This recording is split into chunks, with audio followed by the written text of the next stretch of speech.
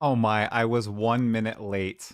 Oh, oh, 1 minute late, Exiles. What a shame. The biggest live stream so far, the only one I've been late to so far. It's fate, I suppose. How is everyone doing this fine evening? Hopefully well. Hopefully my stream is working. Going on, Decaf. Hey, Alexa. Hey, Omega Cybers. Hey, Cirrus. Ooh, how's everybody doing in the chat? Are we doing something today? Are we talking to someone special today? Blood tribute. I think we're talking to someone interesting, maybe important. Blood. Someone who is connected to potentially the game of our generation. Blood tribute. I'm not the one who's saying that. Lots of other people are saying that. I do I do think that it might be true. Omega Cybers, can I pin your message in YouTube? Can you post it again? I did not see it, Omega. Tribute. There are only 3 PUE2 logos in view of the camera. Rookie numbers. Very true. Blood. Very true. You've never seen me before. Oh my gosh. Blood. Well, welcome, my friend. Am I ready? I am nervous. I will not lie. Okay? And Hey, what's going on, Steel Mage? Yeah, you are fine to leech the live stream. I do not care, Steel. Anyone who would like to react live, go for it. Blood tribute. I would be lying if I said I was not nervous. Blood. Okay, the last time I talked to Jonathan live was March of this year, and it was after a Path of Exile 2 delay.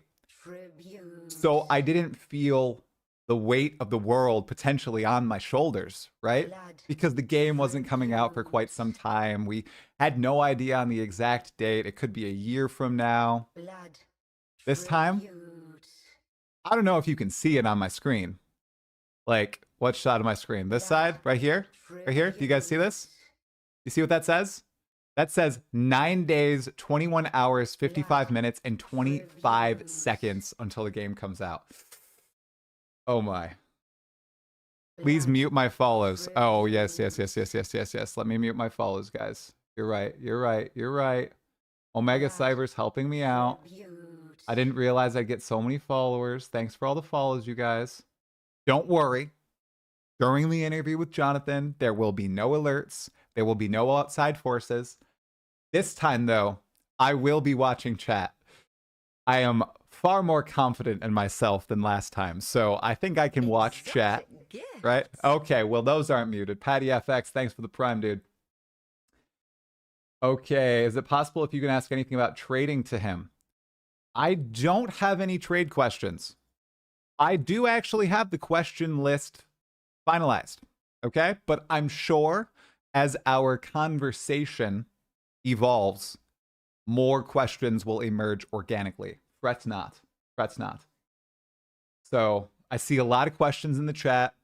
If somehow we get through everything, is audio a little low?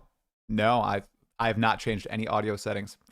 If I somehow run out of questions in the hour that I'm supposed to have with him, sure. Omega Cybers, any other mods here, Soshiro, please add them into the document. But I do not anticipate that I will get through even all of my questions. We have 1 hour with Jonathan. Of course, Ghazi and DM did have 1 hour with Jonathan as well. Maybe this will go a little longer. I don't know. Exotic gifts. Thank you so much for the prime, Larago. I appreciate that, man. Patty FX with the prime as well. Thank you. Exotic gifts. Ooh. Thank you for the whoa, membership. 5 gifted members. Holy crap. Who did that? I can't see. Gifts. Wanton Dev Dude, thanks for the 5 gifted members. I did not study the Legendary Drops interview, but I listened to it on 2x Exotic speed during work. gifts. And it was so here's the way my interview is going to go, you guys. My interview is comprised of questions from myself that are mostly philosophical or quite broad, okay? None of my questions are rapid fire. And then I have a set of questions from you, the community, on Reddit, on YouTube, on Twitter, on Discord, on Facebook, wherever that I've gathered that are rapid fire. Oh my God, you guys are crazy. Madbone dude, thanks for the 5 gifted subs. Oh my goodness gracious. Y'all are crazy. Oh goodness. Am I ready to go parabolic? Maybe Ultimus Prime with the Prime, the Unfathom with the Prime. Thank you so much, you guys. Exotic gifts. So that's going to be the layout of the interview. I am a preparer. I like to make sure I am ready to go. The interview will also be broken into categories, okay? So we have the following categories. I'm hoping it stays like this. We'll see how far off the rails it goes. New players, ascendancies, classes, combat, endgame, general, items, story. And then my closing question. Holy guys, thank you so much for the primes. Ozajak, Air Bear, oh my goodness gracious, the Unfathomed, Ultimus Prime, you guys are going insane. Jesus. Exotic gifts. Jesus. Ask Jonathan what the fate of that fly was, please. Another 5 gifted subs on YouTube. Quantum Dev Man, what are you doing? You guys are crazy. See, this is why people wanted YouTube, okay? We're streaming on YouTube and Twitch concurrently. All right? Greaser, thank you for the Prime. Oh my God, there's so many follows. Jesus. Goodness gracious. Thanks for the support, everybody. I am truly flabbergasted. Like, I was prepared for a bump, a bit of a bump, going into Path of Exile 2 Early Access. But as someone in the chat said earlier, parabolic is kind of what I'm seeing, which is fascinating. Did not expect that. Mad, Exile. Mad. And I love it. What the? Thank you. Akira Plays for the T1. Illidanny for the T1. Nar with 5 community gifted subs. Exile, you are mad, and I love it. Oh, you guys are crazy. I mean, chat's moving too fast, you guys. Parabolic means it comes down. No, it just means that I run out of people in the world to subscribe to my channel. That's all that means. Y'all are going crazy. Illidanny, thank you so much for the 3 months at T1. Akira Plays. Oh my God. Oh, I can't get overwhelmed before it starts, you guys. You finally caught my attention. Serial Crusher, dude, thanks for the sub. Johnny Big Oats, thanks for the sub. Sir Jaded Cord, thanks for the sub. We're at a hype train level of 5. No, of course I'm turning off sub messages during the interview. During the interview, I only have eyes for Jonathan, okay?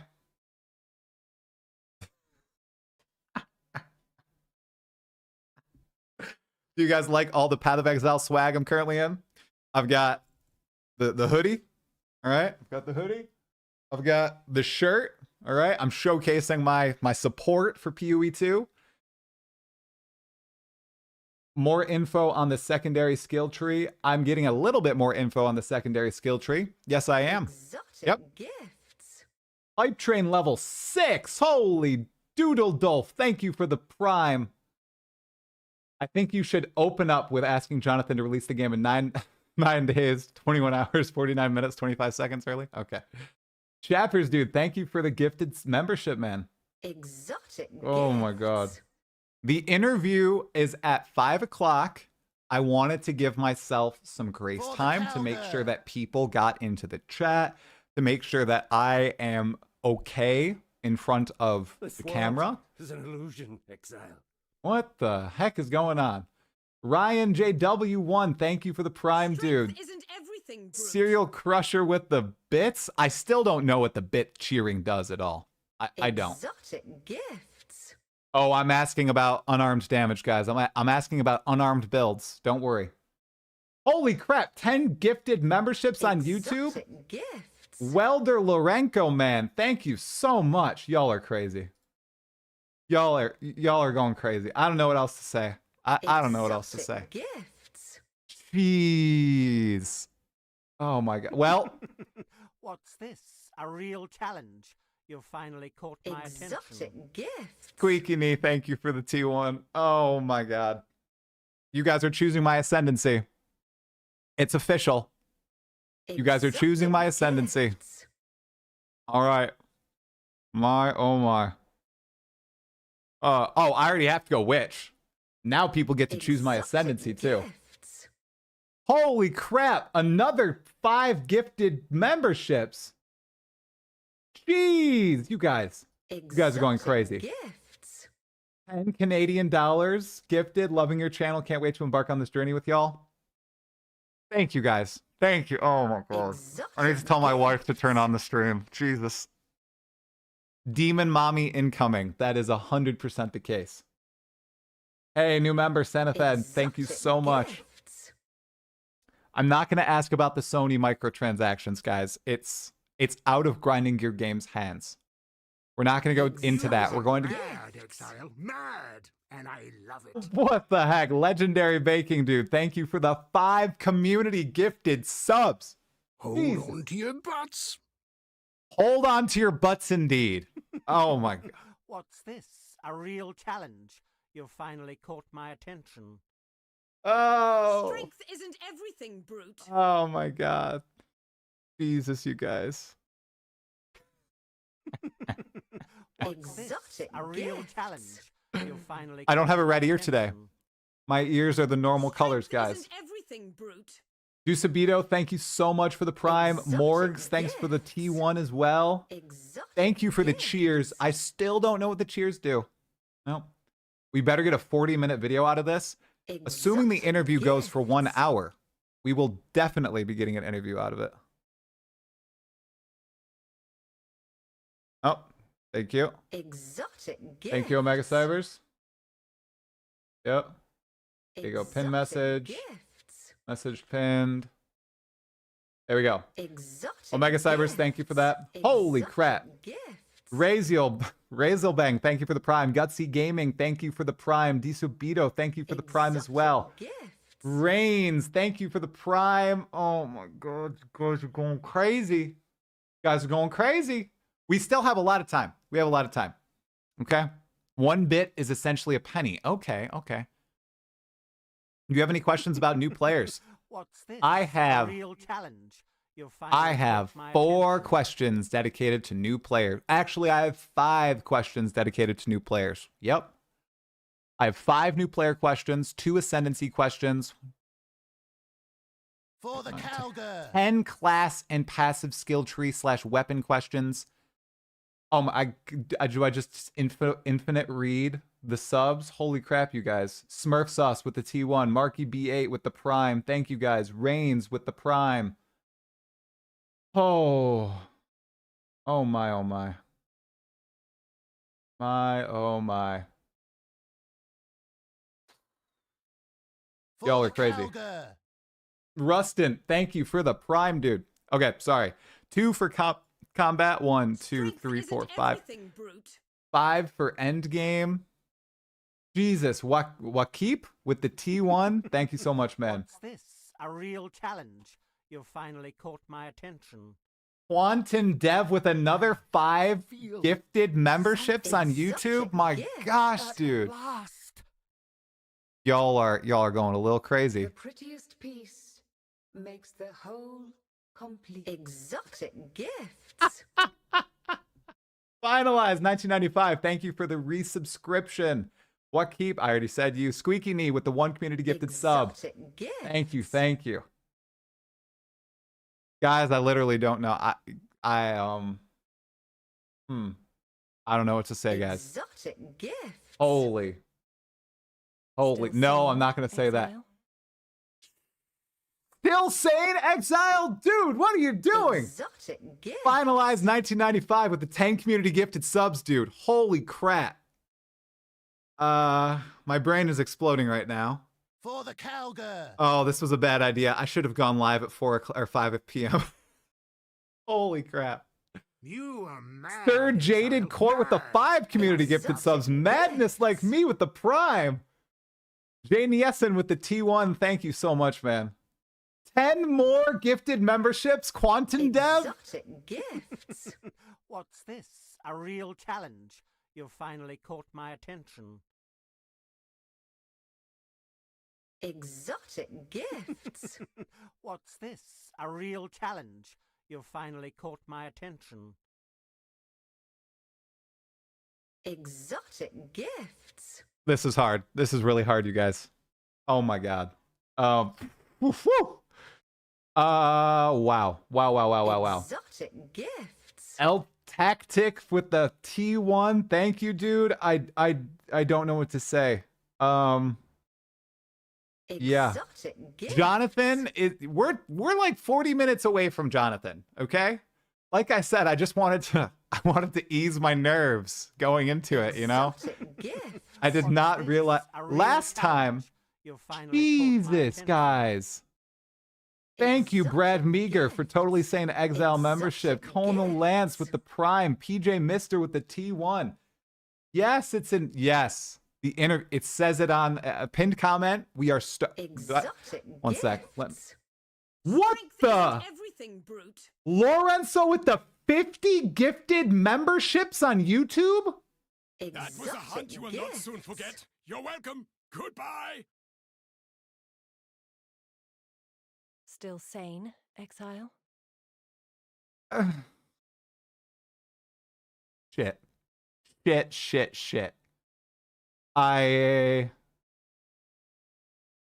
10 community Exotic gifted subs gifts. from Altactic, Snow Prince with the For Prime. Calgar.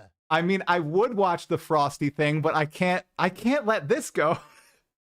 Noxmare with the Exotic T1, What's Cestes this? with the A real Prime, Snow challenge. Footprints with You've the finally Prime. caught my attention. Exotic Thank you all so gifts. much. Exotic Thank you, Jerry D. Welcome to Beached Exile. Thank you all for the support. Holy. Exotic gifts. Oh my. Exotic gifts. Oh my. Oh my. Guys, Exotic gifts. you guys are going too Mad, crazy. child, mad. You guys are going And I too love crazy. it. Cam Bedrock with the 5 community gifted subs. I mean, guys, I had to move the Exotic notifications gifts. to other parts of the screen. Oh my That was a god. hunt you will not soon forget. You're welcome. Goodbye. Exotic gifts. All right. I'm just in the moment, guys. I'm just in the moment. Holy heck, Exotic you guys. gifts. Wow. Thank you all so much. Thank you so much. Yeah, I'd love to watch the Frosty video, but I'm Exotic kind of gifts. I think I got to turn the Exotic notifications down a little bit. gifts. Oh my. Sachero, thanks for the Prime. We're at a Exotic hype gifts. train level 10. I think that's good. Level 10 is usually really good, you guys. Electro Spectre, Exotic welcome to gifts. membership on YouTube, man. Oh my god. Okay, no, guys. The thing is, I've already seen the Frosty video. I feel like that's not showable for GGG stream. Exotic You know? gifts. Some people would like to be professional, you know? Be respectful. Exotic gifts. I don't think it would be too respectful. 40 minutes You before I are talk with the mad, game child, director mad, and I love it. to watch the Frosty video, Exotic if you know what I mean. gifts. Oh my god, Archon of Chaos, thank you for the 5 community gifted subs. Lewis Welch, thank you so much for the Beached Exile tier. Oh my god, Exotic gifts. Jesus Christ. I also had someone sign up for my literally the Beast tier on Patreon. I don't know if you're watching, dude. I won't say your name because you're pretty Exotic private, gifts. but thank you. I put that on there as like a haha literal beast, like the beast in Path of Exile. And he did it. Exotic He signed up for that gifts. tier. Freaking insane. I should watch the hog video 15 minutes. Yes, so we should, for the next Exotic 40 minutes, gifts. we should go on a Hog and Frosty LaRue spree. That's a good idea. That will end fine. That'll end totally fine. Gifts. Is Frosty here? Oh, what's going on, Frosty? Exotic gifts.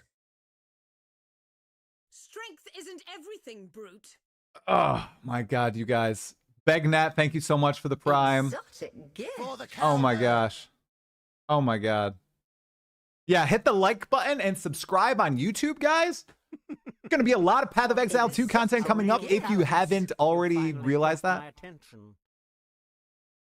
Hack Thor Fulmo, thank you for the T1. You missed Captain Lance 9 video. That's for you. Exotic Oh, gifts. there you go. There you go. Actually, that I think that one's a fine one to watch. What do you guys think? The Lance one is good. Gifts. I think I can watch the Lance one. That one was cute. I like the Lance one. That's appropriate. Let's watch the Captain Lance video. Exotic gifts. There you go, guys. He made an excellent video. The best way to Exotic prepare gifts. for Path of Exile 2. Okay, you guys? We're going to watch it. All right? Exotic gifts. Let me get Still this. sane, exile. Desktop. Holy crap! Hackthor Fulmo, dude, thank you for the 10 community gifted subs. Quantum Dev for 5 more memberships on YouTube. I mean, I can't stop. That was a hunt you will not soon forget. Exotic You're welcome. gifts. Goodbye.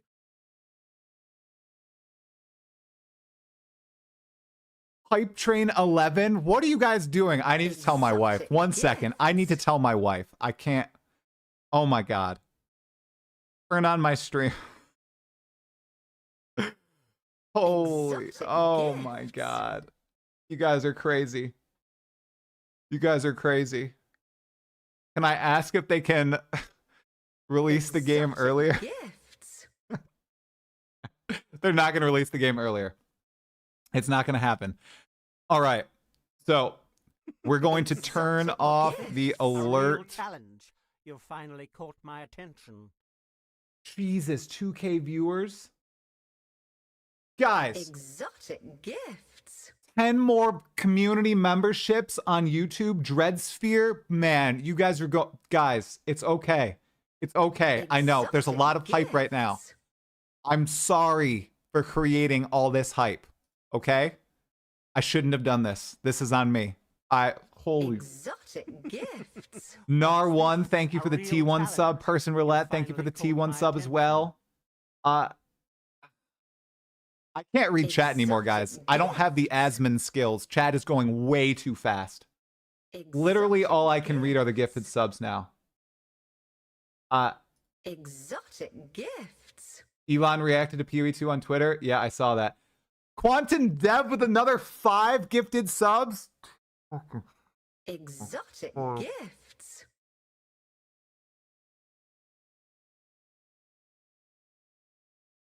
Chizzy, thank you so much for the Prime. Guys, Exotic I don't even gifts. understand this. This is too insane. Shut up and take your money. Guys, I don't know what to say. Natsu, welcome to Exotic Beached Exile, man. gifts. Holy crap, you guys. Still sane, exile. Exotic gifts. What the? Okay, sorry, Lance, bro. 20 gifted subs from Hackthor Fulmo. What are you guys Exotic doing? gifts. Electro Spectre with the 10 memberships You are on mad, YouTube. Exile, mad, Exotic and I love it. gifts.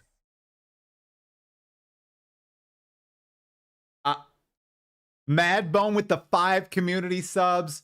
Archon of Exotic Chaos with the gifts. 5 Was a community hunt you will subs. not soon forget. Dudes, You're what are you welcome. doing? Goodbye. Dudes. Oh my God. No, I can't do this for the next 40 minutes. I can't do this for the You are next 40 mad, minutes. Exotic Exile, gifts. mad, Oh and I my love God, it. you guys.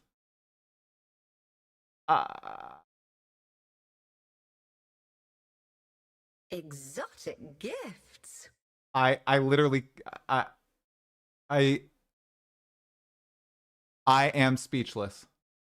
I am speechless. All I can do now is read off stuff. Strength isn't everything. 5 Brute. gifted subs from Natsu.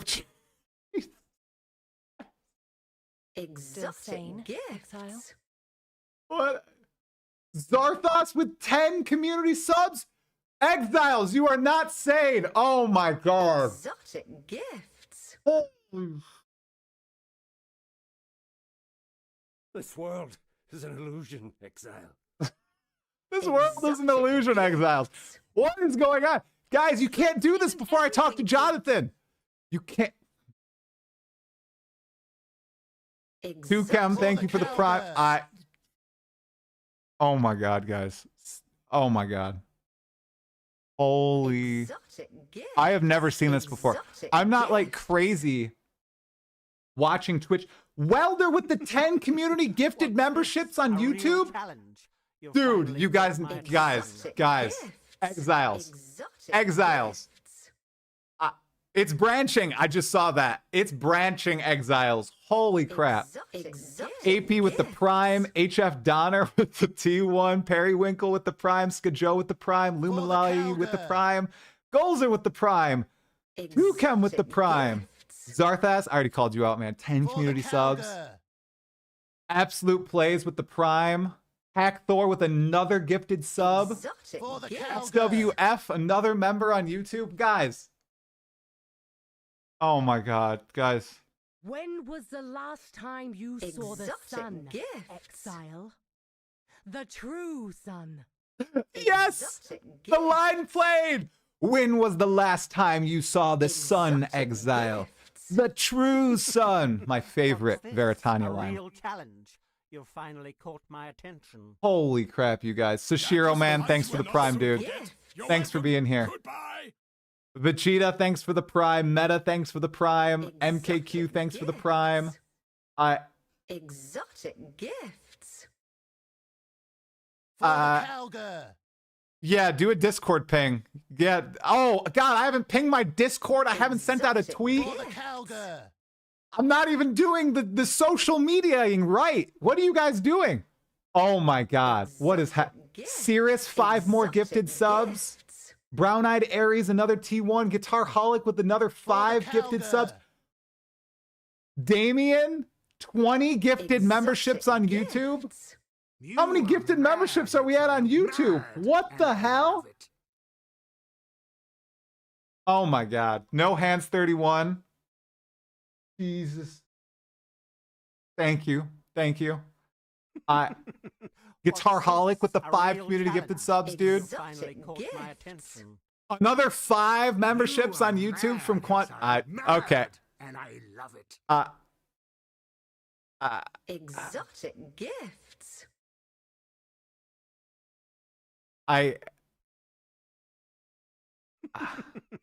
What's this? A real challenge. Gifts. You've finally caught my attention. For the Calgar. Jesus, guys. The interview starts in 30 minutes exactly if they're on time. For the Calgar. Holy crap, you guys. Kasoa, thank you for the membership on YouTube.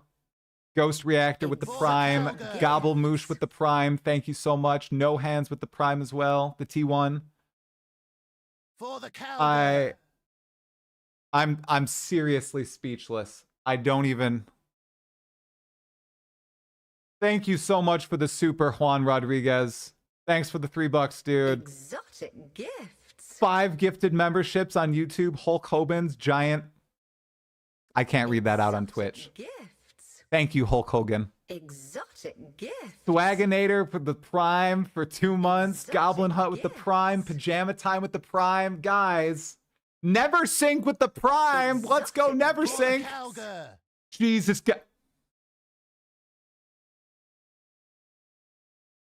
Still sane, Exile? Exotic gifts. I never thought this would happen in a million years. Exotic Jonas, gifts. thank you for the 20 community gifted subs. Labrador with the 5 gifted subs. Kirby 1989 with the Prime. Exotic gifts. You are mad. Is this what Mad. I don't And even. I love it. Exotic gifts. I don't watch a ton of Twitch. For the cowgirl. I'm going to be real with all of you right now. The people I've watched a lot on Twitch are Darth Microtransaction and Asmongold. Okay? You are mad, Exile. So I don't know if this is normal or if this is... I don't know. Dreadsphere, thank you for upgrading your membership to Unhinged Exile. Oncat, thank you for the sub at T1. Medev with the Prime, Marjorius with the Prime, Biohazard with the Prime. What's this? A real challenge? Another 5 gifted memberships on YouTube. Mr. DC's, thank you. Ask Pad for gameplay plus mouse for inventory on PC. I am asking that, I believe. Damien. Oh my god. Wolfie Wolf Knee, thank you for the Prime. Chadaris, what's going on, Chadaris? I recognize you. You were one of my first patrons, dude. For the cowgirl. Gifts.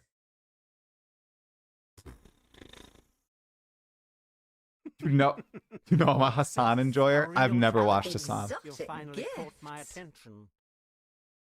For the cowgirl. I feel like Exotic Gifts is going to be playing the rest of the stream. Exotic gifts. Oh. For the cowgirl. Exotic gifts. Guys. Strength isn't everything, brute. Lodas, thanks for the Prime, man. Okay. Okay, do we have a second? Do we have a second? Do we have a second? The memberships are still going from YouTube. They're never going to stop. Lewis Welch, thank you for the 5 gifted memberships. Oh my god, I don't know how to go through those on YouTube, guys. Sapiro, thank you for the Prime, man. For the Calgur, yes, indeed. Helmet 511 with the Prime. Nadams, thank you for a member on YouTube. Another 5 gifted members on YouTube. Welder Lorenko, guys. Exotic gifts.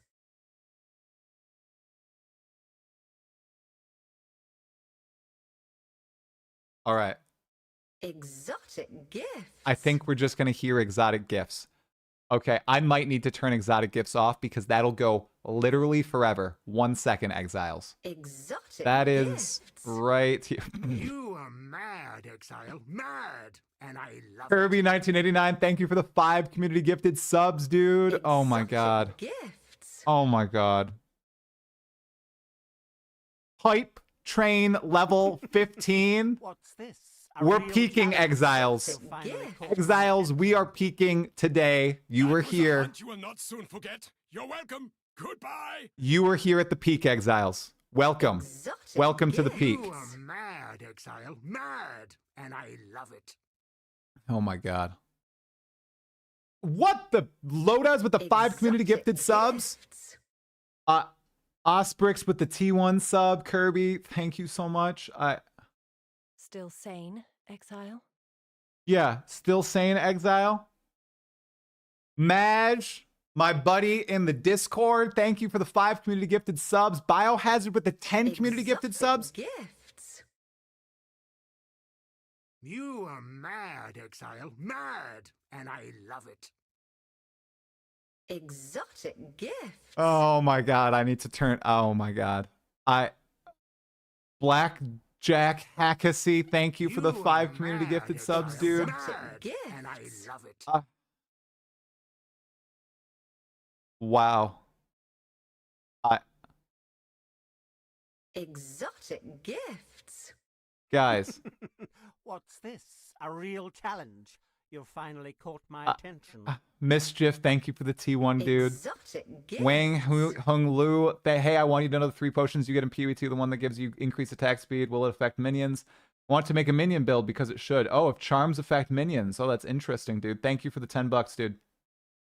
I'm going to try to ask a little bit about flasks. Yes, I have a question that's teeing me up for flask discussion. The interview is in 20 minutes. The YouTube grind is paying off. It is It is. Holy crap, you guys. Holy crap. I don't know how to skip past the YouTube exotic gifts, guys. Those are gonna go forever. For the Calgar. Oh my god, dude. Exotic gift. Quantum Dev, dude, thank you for the 10 gifted memberships. Man, what do you...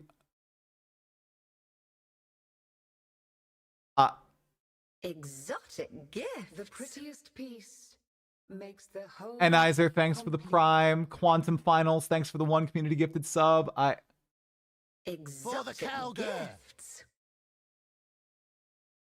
Guys, okay, I need to stop. Okay. Guys, Exotic gift.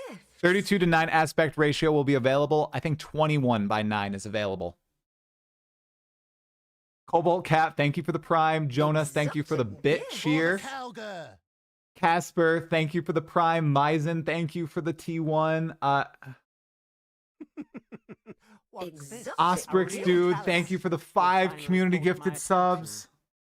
Myzen24, thanks for the T1. Mad, and I love it.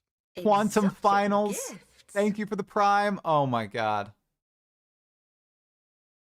Jeez. Just swapping that for a sec. Oh, sorry for the double up there. Holy crap. Marshall, thanks for totally saying Exile. Jaspin, thanks for the Prime. Holy, okay, I had to turn the YouTube. Oh, I didn't. I thought I turned the YouTube off. Exotic gifts, everyone. Exotic gifts indeed. Exotic gifts. The interview begins. Jeez. Hack Thorfolmo, thank you for the 10 community gifted subs. Dev check. Exotic gifts. I don't know how to turn exotic gifts off. I'm not gonna lie, guys. It's That off. was a hunt you will not soon forget. Exotic You're welcome. gifts. Goodbye. I'm still not a legit streamer. No, I still don't know how to control. Exotic gifts. And Nicholas, thanks for the 5 Canadian dollars. Am I asking about release cadence? It is on my list. I am going to try to get through all of my questions, guys. I'm going to try to get through all of them. Oh, everything's off for the interview. Guys, don't worry. Exotic gifts. Everything's off. I'm not still saying, guys. Storylines, thanks for the Prime, man. You are mad, Exile. Mad. Oh my. And I love it. Exotic gifts. Tech Riot, thanks for the 20 gifted memberships on YouTube. Exotic gifts. Casper, thanks for the 5 community gifted subs. Exotic gifts. Quantum, thanks for the 10 community gifted subs. Exotic For the gifts. Calgar. Oh my, was I not looking at something? Oh, where am I supposed to be looking? Exotic gifts. Guys, you're going insane. You exiles are going insane. This is too crazy. This is too crazy. This is insane. My ears are red now because I'm internally freaking out. Still sane, Exile? Oh.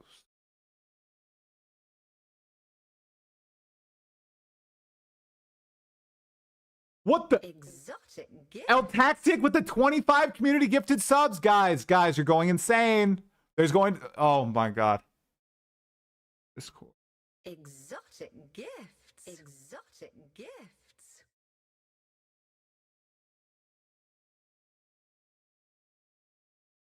Exotic gifts.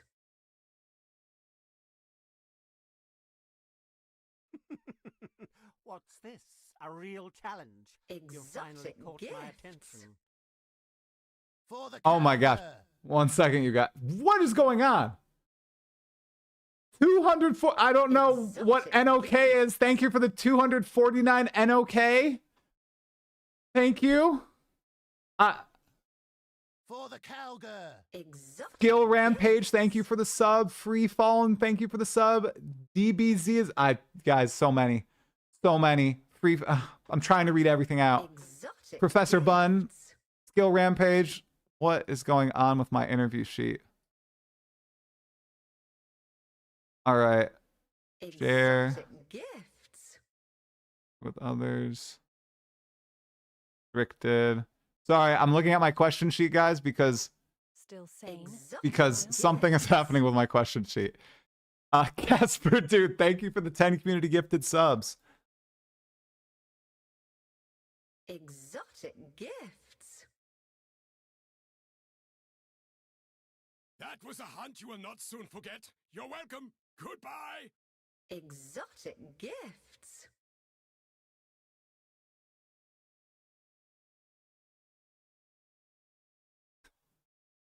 Exotic gifts.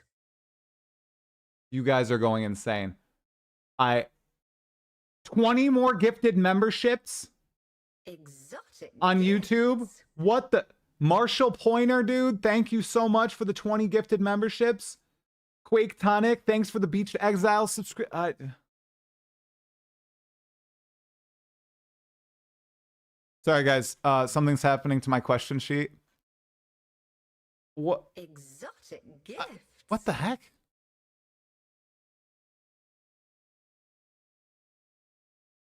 One second. Exotic gifts.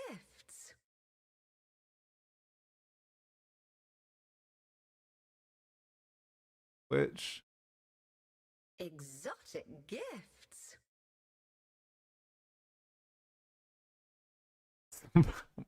What the heck? Ochgazoo, thank you for the Beach to Exile membership. Guys, thank you so much for the support. Thank you so much, Necros Demon, for the Prime. I know, exotic gifts. Exotic gifts. There's a lot of exotic gifts. I do not know. It's the way that YouTube interacts with this. I don't know. Exotic gifts. Quantum Dev, thank you for the 10 gifted memberships on YouTube. Guys, you're going crazy. Hold on to your butts. Hold on to your butts indeed.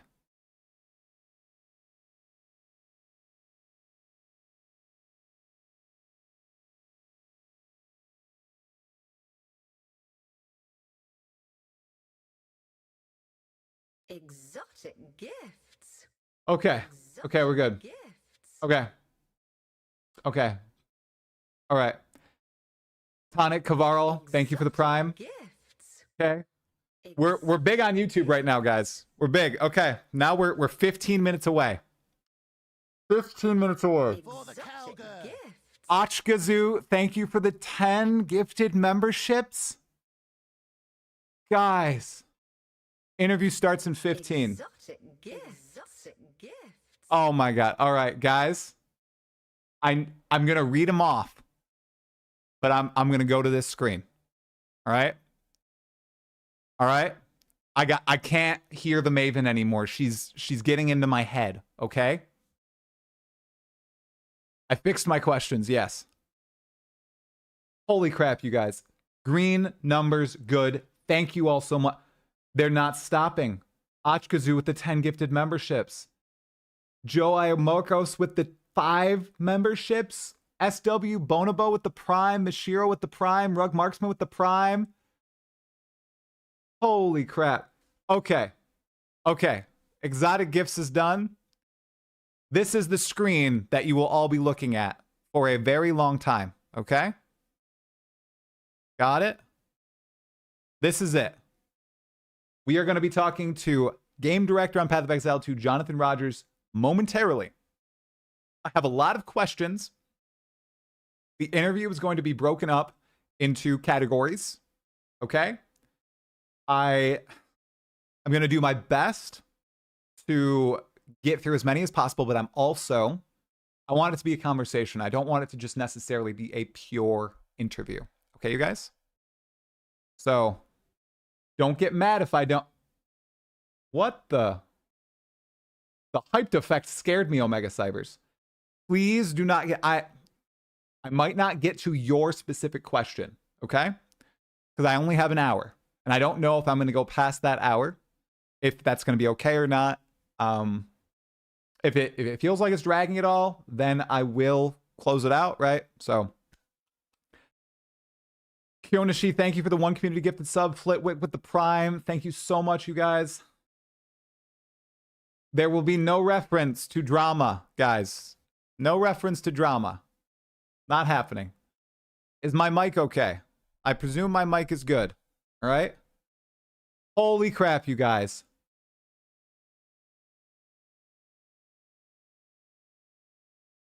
$333 gifted subs on Twitch during that hype train. That wasn't even included.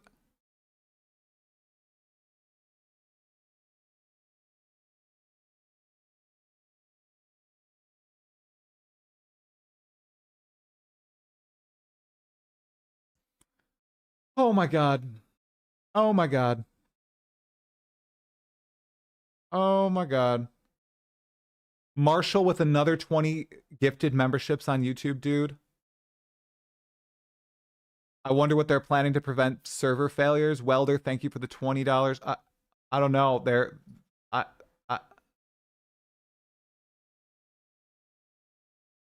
Holy crap, you guys. If we break 666 subs, can you force me to be a demon lady? Yeah, sure, if you'd like to. This is my biggest stream ever. That is correct, you guys. That is correct. I'm not gonna cry. It's okay. Don't worry about it, guys. I'm not gonna cry. Quantum Dev with another 10 memberships? Jesus Christ, you guys. Stop. Oh my. Okay. In 2 minutes, I'm gonna run a ton of ads on Twitch so that there are no ads. Okay? All right? Don't be pissed when I run a whole bunch of ads, okay? Mods, if you can snooze ads and I don't see it during the interview, please snooze them, okay? So I'm going to run the ads just so that you guys don't get interrupted, but I think the best time to do that is a few minutes before the interview. So not now. No, I'm not going to cry. You guys can't make me cry. I choked up when I was talking yesterday about YouTube, but, you know. Okay. All right. We're in the zone. We're in the zone. Everybody's a sub now. Who cares about ads? Very true. Very true. Okay.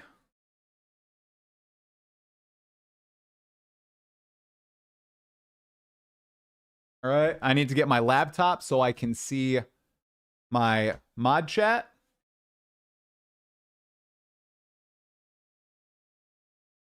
Just in case I start speaking over Jonathan again. Who would do that? Eric Franklin, thank you for the 5 gifted memberships on YouTube, dude. Thank you so much. Uni618, thank you for the Prime. I used the bathroom before stream. We good. We good, Exiles. All right.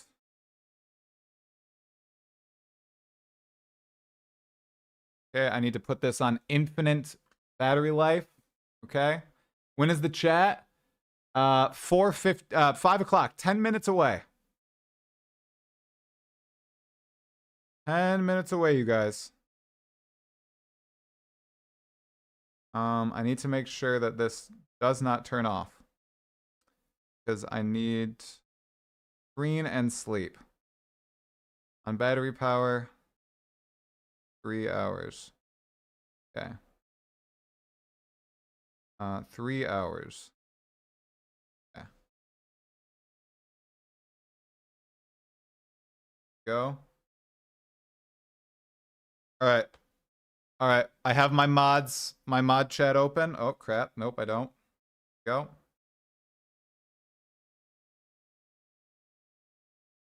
Don't have my mod chat open. I lied.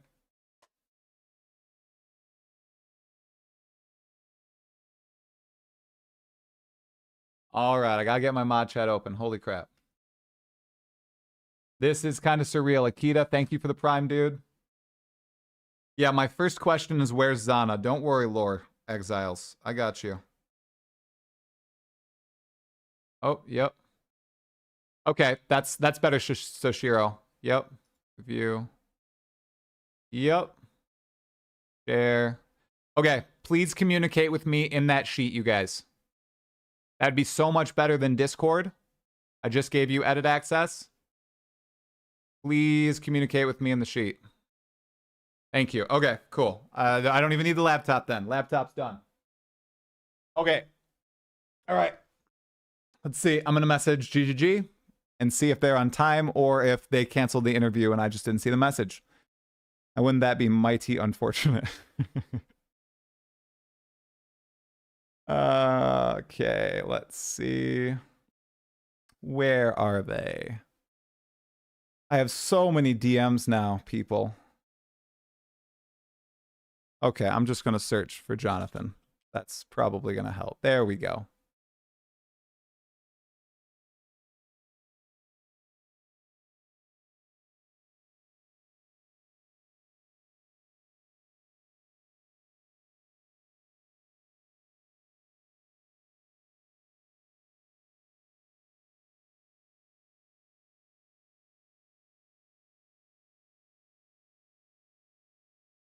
All right, I also asked if it's a hard cut, you guys.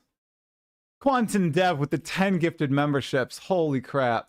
Ask about fishing. I don't know. I don't have many meme questions. All right. Holy crap. Okay. I know it's not a meme question, but we're supposed to act like it is, Hog. Come on, man. Come on. Dual wielding shields. Maybe that'll come up. Thief, thank you for the prime, dude.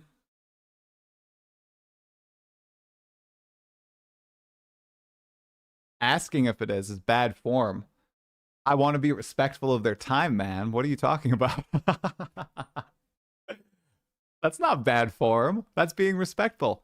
If I run out of questions, Shishiro, yeah, sure. Add viewer questions in at the bottom. I don't expect to run out of questions. So, but go ahead. If there's any good viewer questions, go for it. It starts in about 6 minutes. I'm talking to GGG. Okay, that's not good, you guys. Comcast just sent me a text.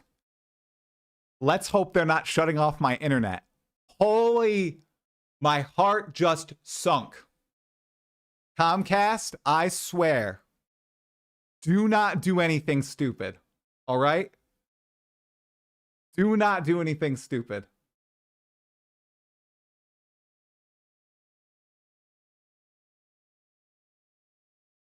Y'all are crazy. Takashi, thanks for the prime. I am asking about switching ascendancies. Yes, that is one of my rapid fire questions, my friend. Fret not, fret not. What did Comcast say? They said, Xfinity here. Please provide feedback on your most recent experience with Xfinity. The thing is, I haven't had a recent experience with Xfinity. So that's kind of disheartening.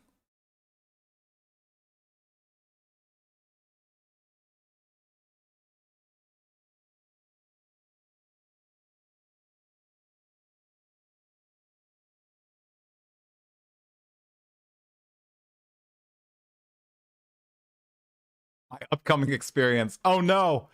Oh no. Log out. Log out. 10 more gifted memberships on YouTube. Welder, dude. You're... Oh my god. Holy crap. Scrims, thank you for the raid, dude. We're just waiting right now. Get raided. Well, thank you. Okay. Ooh, I'm excited now. Thanks for the dono, Dustpan. Dazenga, thank you for the 5 gifted memberships.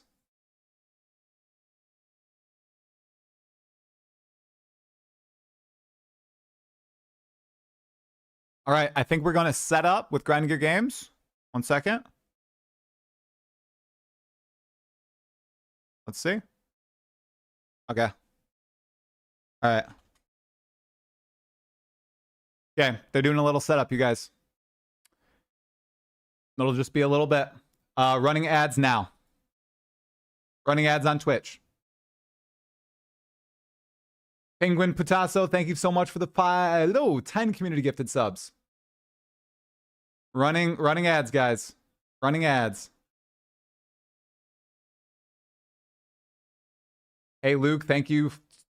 Ooh, thank you. Thank you for the membership, man. Who is this guy? Honestly, who even am I? You're totally right. Who is this guy? I don't know. Who is this guy? I am a Triceratops, and I talk a lot about Path of Exile too. That is who I am, what I do. Thank you, Lewis Welch, for the dono. Oh my gosh, Sledgehammer, man. Oh my gosh, thanks for the donation, man. I finalized my question list yesterday. Take the ride, dude. Thank you so much for the sub. Oh, okay, guys, we are heading out. One moment. I'll see you in a bit. Okay.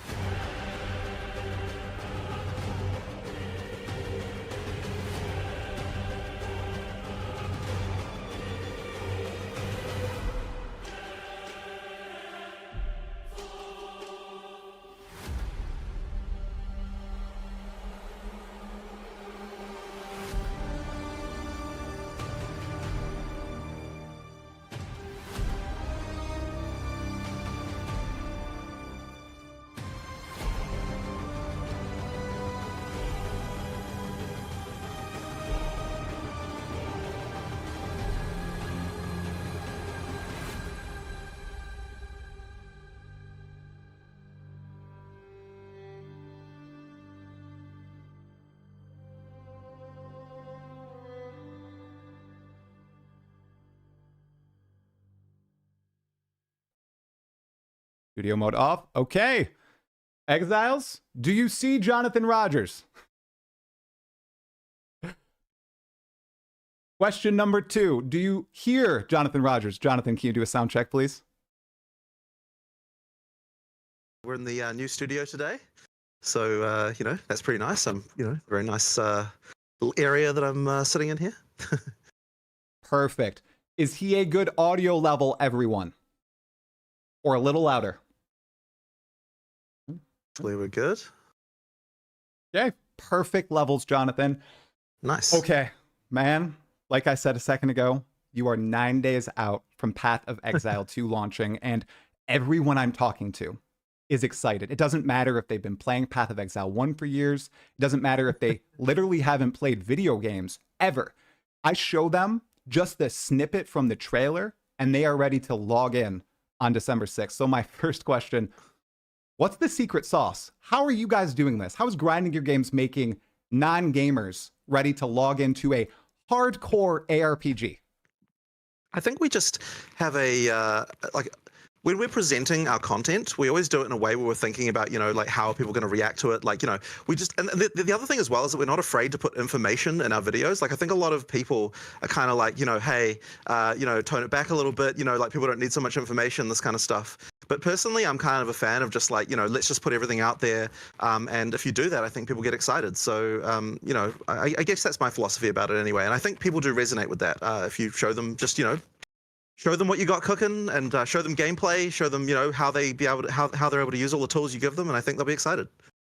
Definitely. And I hate to bring it up, but it wasn't an interview that dropped today with Legendary Drops. How just during the Settlers of Kalgur reveal, you all pivoted to focus entirely on endgame.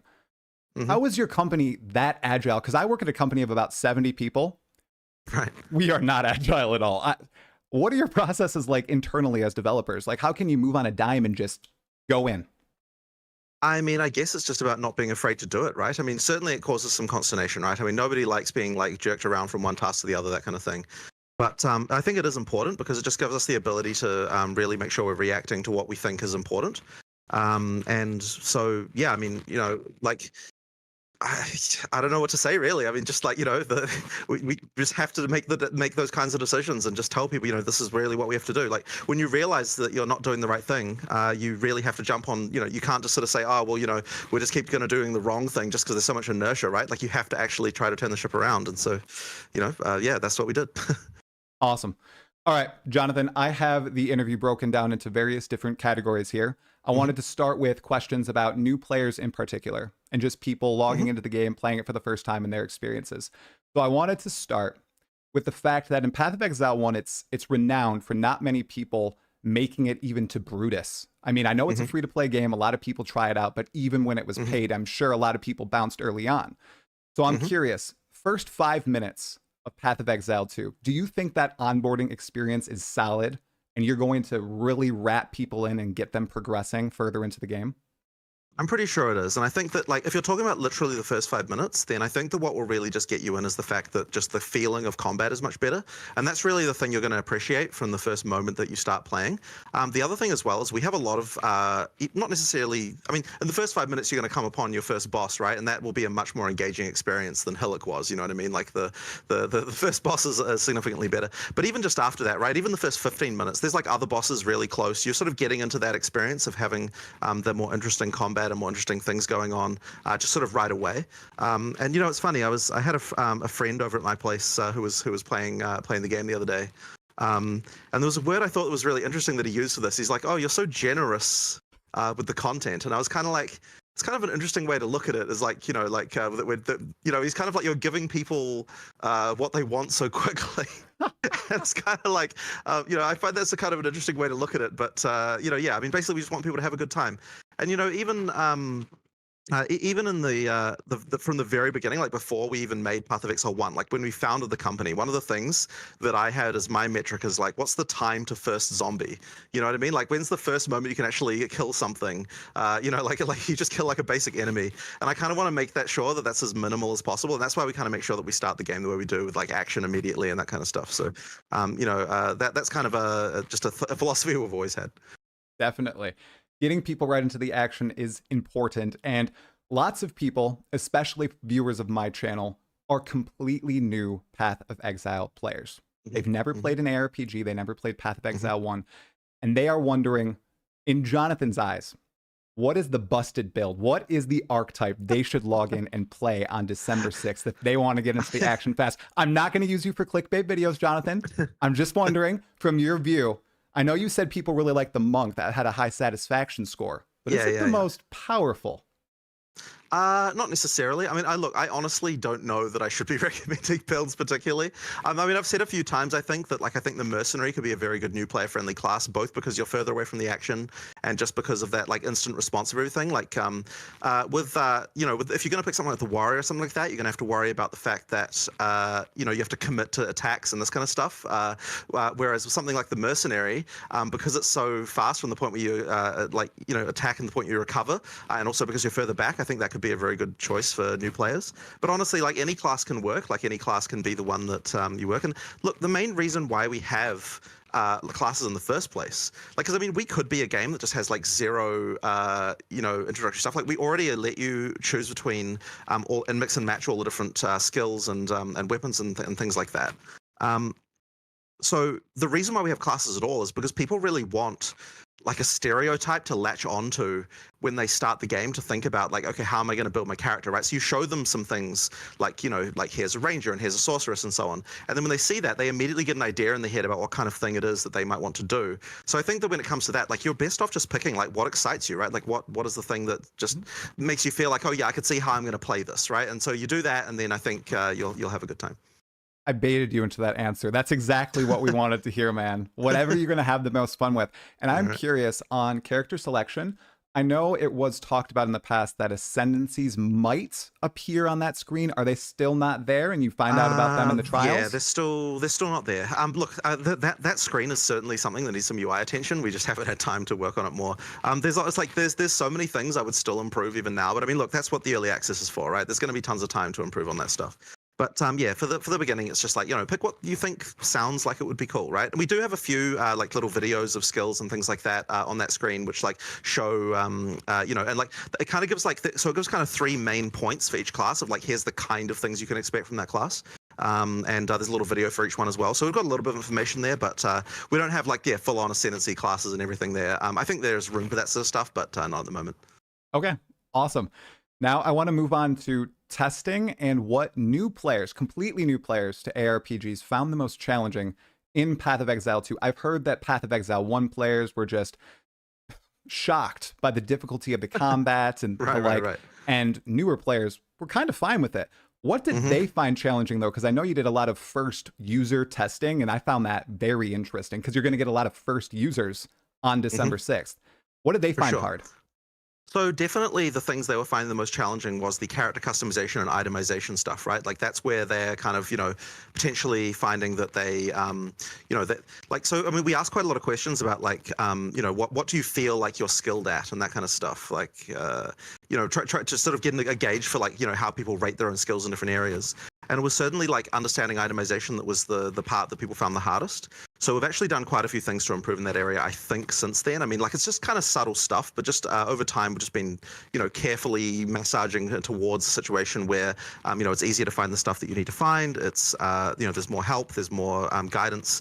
There's also things like, the socketing system being, I think, a lot easier than the crafting bench system that we had and things like that. So there's things like that, I think, that will help a lot. So that's kind of the stuff that I think new players find the hardest. And then I think that's really just because, I mean, like there's a lot of stats, there's a lot of things kind of coming at you, we just have to make sure that we're not overwhelming you too much with that stuff. And of course, there's the giant passive tree, which always gives people a bit of a scare. That's really the stuff that I would say that new players find the hardest. Okay, well, awesome. Now, during the betas, I know that there were a few closed beta tests. People were freaking out when they first got those NDA invites and everything. Between those tests, what were the largest changes, and did you really change a lot about the game after the tests themselves? Because I know, like, when we went to LA, you took a ton of feedback and made a huge number of changes just between March and June. Did that happen again with all the beta tests this year? Yeah, absolutely. So a lot of it really comes down to difficulty, but the thing with difficulty is that people know the game is too hard, but they don't know why it's too hard, and the reasons can be hugely varied between like, oh, it's just this one boss ability to like, oh, the entire way you're scaling spell damage is incorrect, or random stuff like that. So there's all sorts of things, and it's always just, can we tease out what exactly it is that people are running into that's the most, that's the reason for the thing they're finding hard. So I think there was a variety of changes. So one of them was like, the map change where, you can see what's out there so you know what to find. A lot of it was down to, more specific item drops around the place. Then there were things like the flask change. So the flask change was pretty big, I think, because that one really was like people dying to because they were fumbling their flasks. But it took quite a while to identify that was like an issue. Like we knew that we kind of knew that we weren't happy with flasks, but I don't think I'd really appreciated the degree to which a new player really did struggle with them.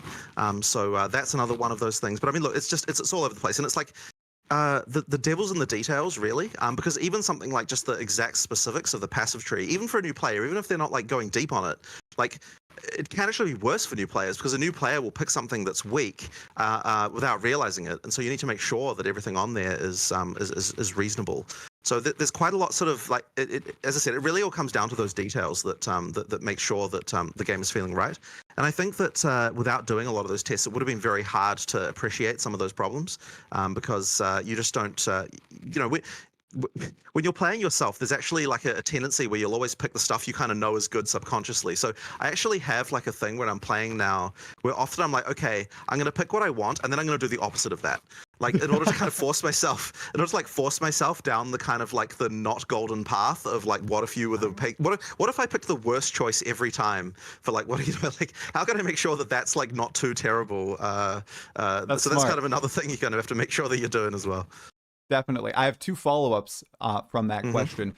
First, and I don't want you to commit to a release cadence or anything, but once we go into early access, do you see the team making large balance changes pretty quickly? Kind of like Path of Exile 1. I'm notorious for going into the freaking ancient history of PoE1 and seeing that when it first released, weekly updates, going in, making huge balance changes, wild swings back and forth, passive tree resets every like 11 days and the like. Do you see that happening with early access given how much larger scale it seems it's going to be? Or is it going to be more stretched out, maybe a month, 2 months, 3 months?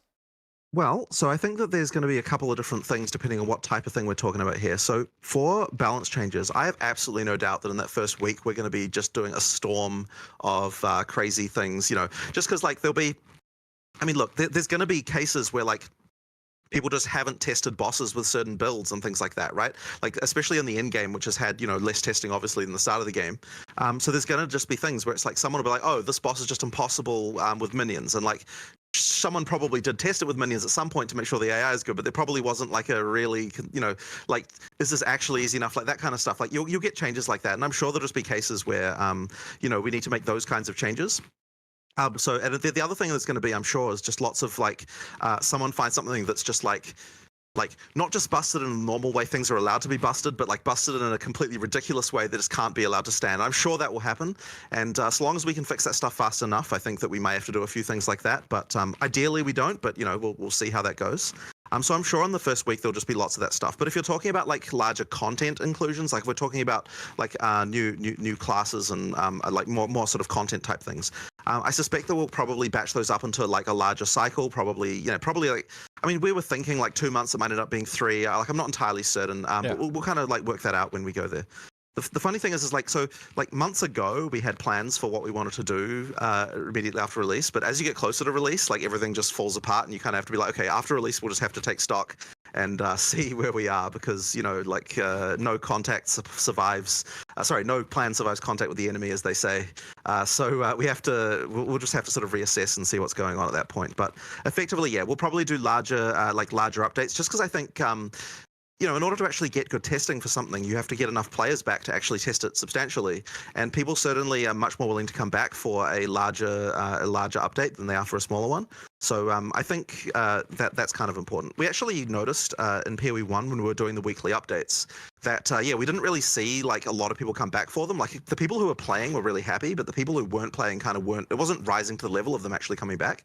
So I think it's better to make sure that if you've got a new update for even in early access, you want to make sure there's enough to kind of sustain it. But of course, that doesn't mean that we're not going to fix all the like random small issues that like anything that doesn't like that wouldn't be an attractive thing for someone to come back for. You might as well just put it in immediately because like that's just that like bug fixes and just little balance changes because it's not like a big deal anyway. So you might as well just throw it in there. Definitely. Now. I have to ask because I have been yearning ever since I saw it at ExileCon 2023. The Druid, the bear form. Yeah. Is that the reasons the Druid is delayed? Because it's got crazy animation problems with WASD, or is it just the final bit of polish on the third form? No, it's not that. It's just literally that we had to pick something. We had to pick like when we were slimming down for early access a little bit because as I said we're going to have 8. When we're slimming down, we're like, look, unfortunately the Druid is going to have to be on the chopping block for now.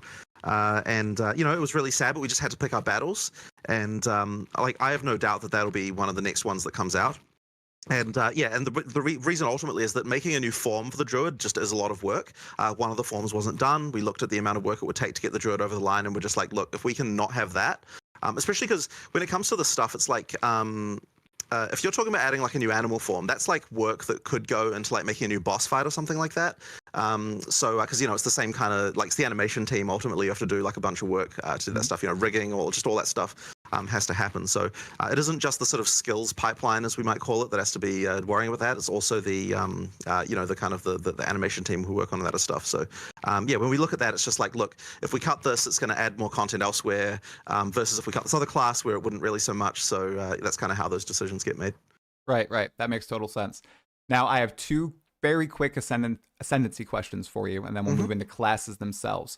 First, last time we spoke, when we spoke in March, I tried to get some ascendancy details out of you, and you said you were working on a broken sorceress ascendancy. You didn't know if it was going to make it into the game.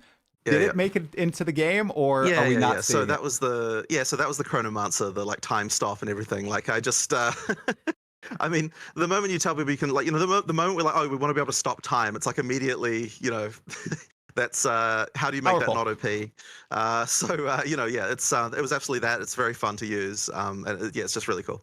Awesome. Glad to hear it made it into the game. And then the other ascendancy question: can you change ascendancies in PoE 2?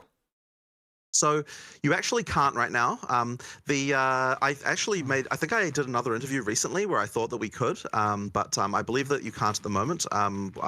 There's probably more discussion to have about that.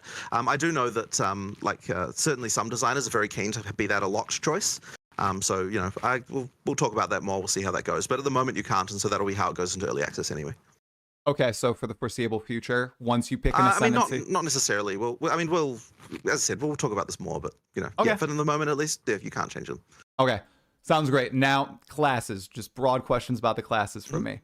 So you've talked about the monk having the highest satisfaction score for everyone who's tested. Which class has the lowest satisfaction score, and what are you doing to perhaps bring it up, if anything?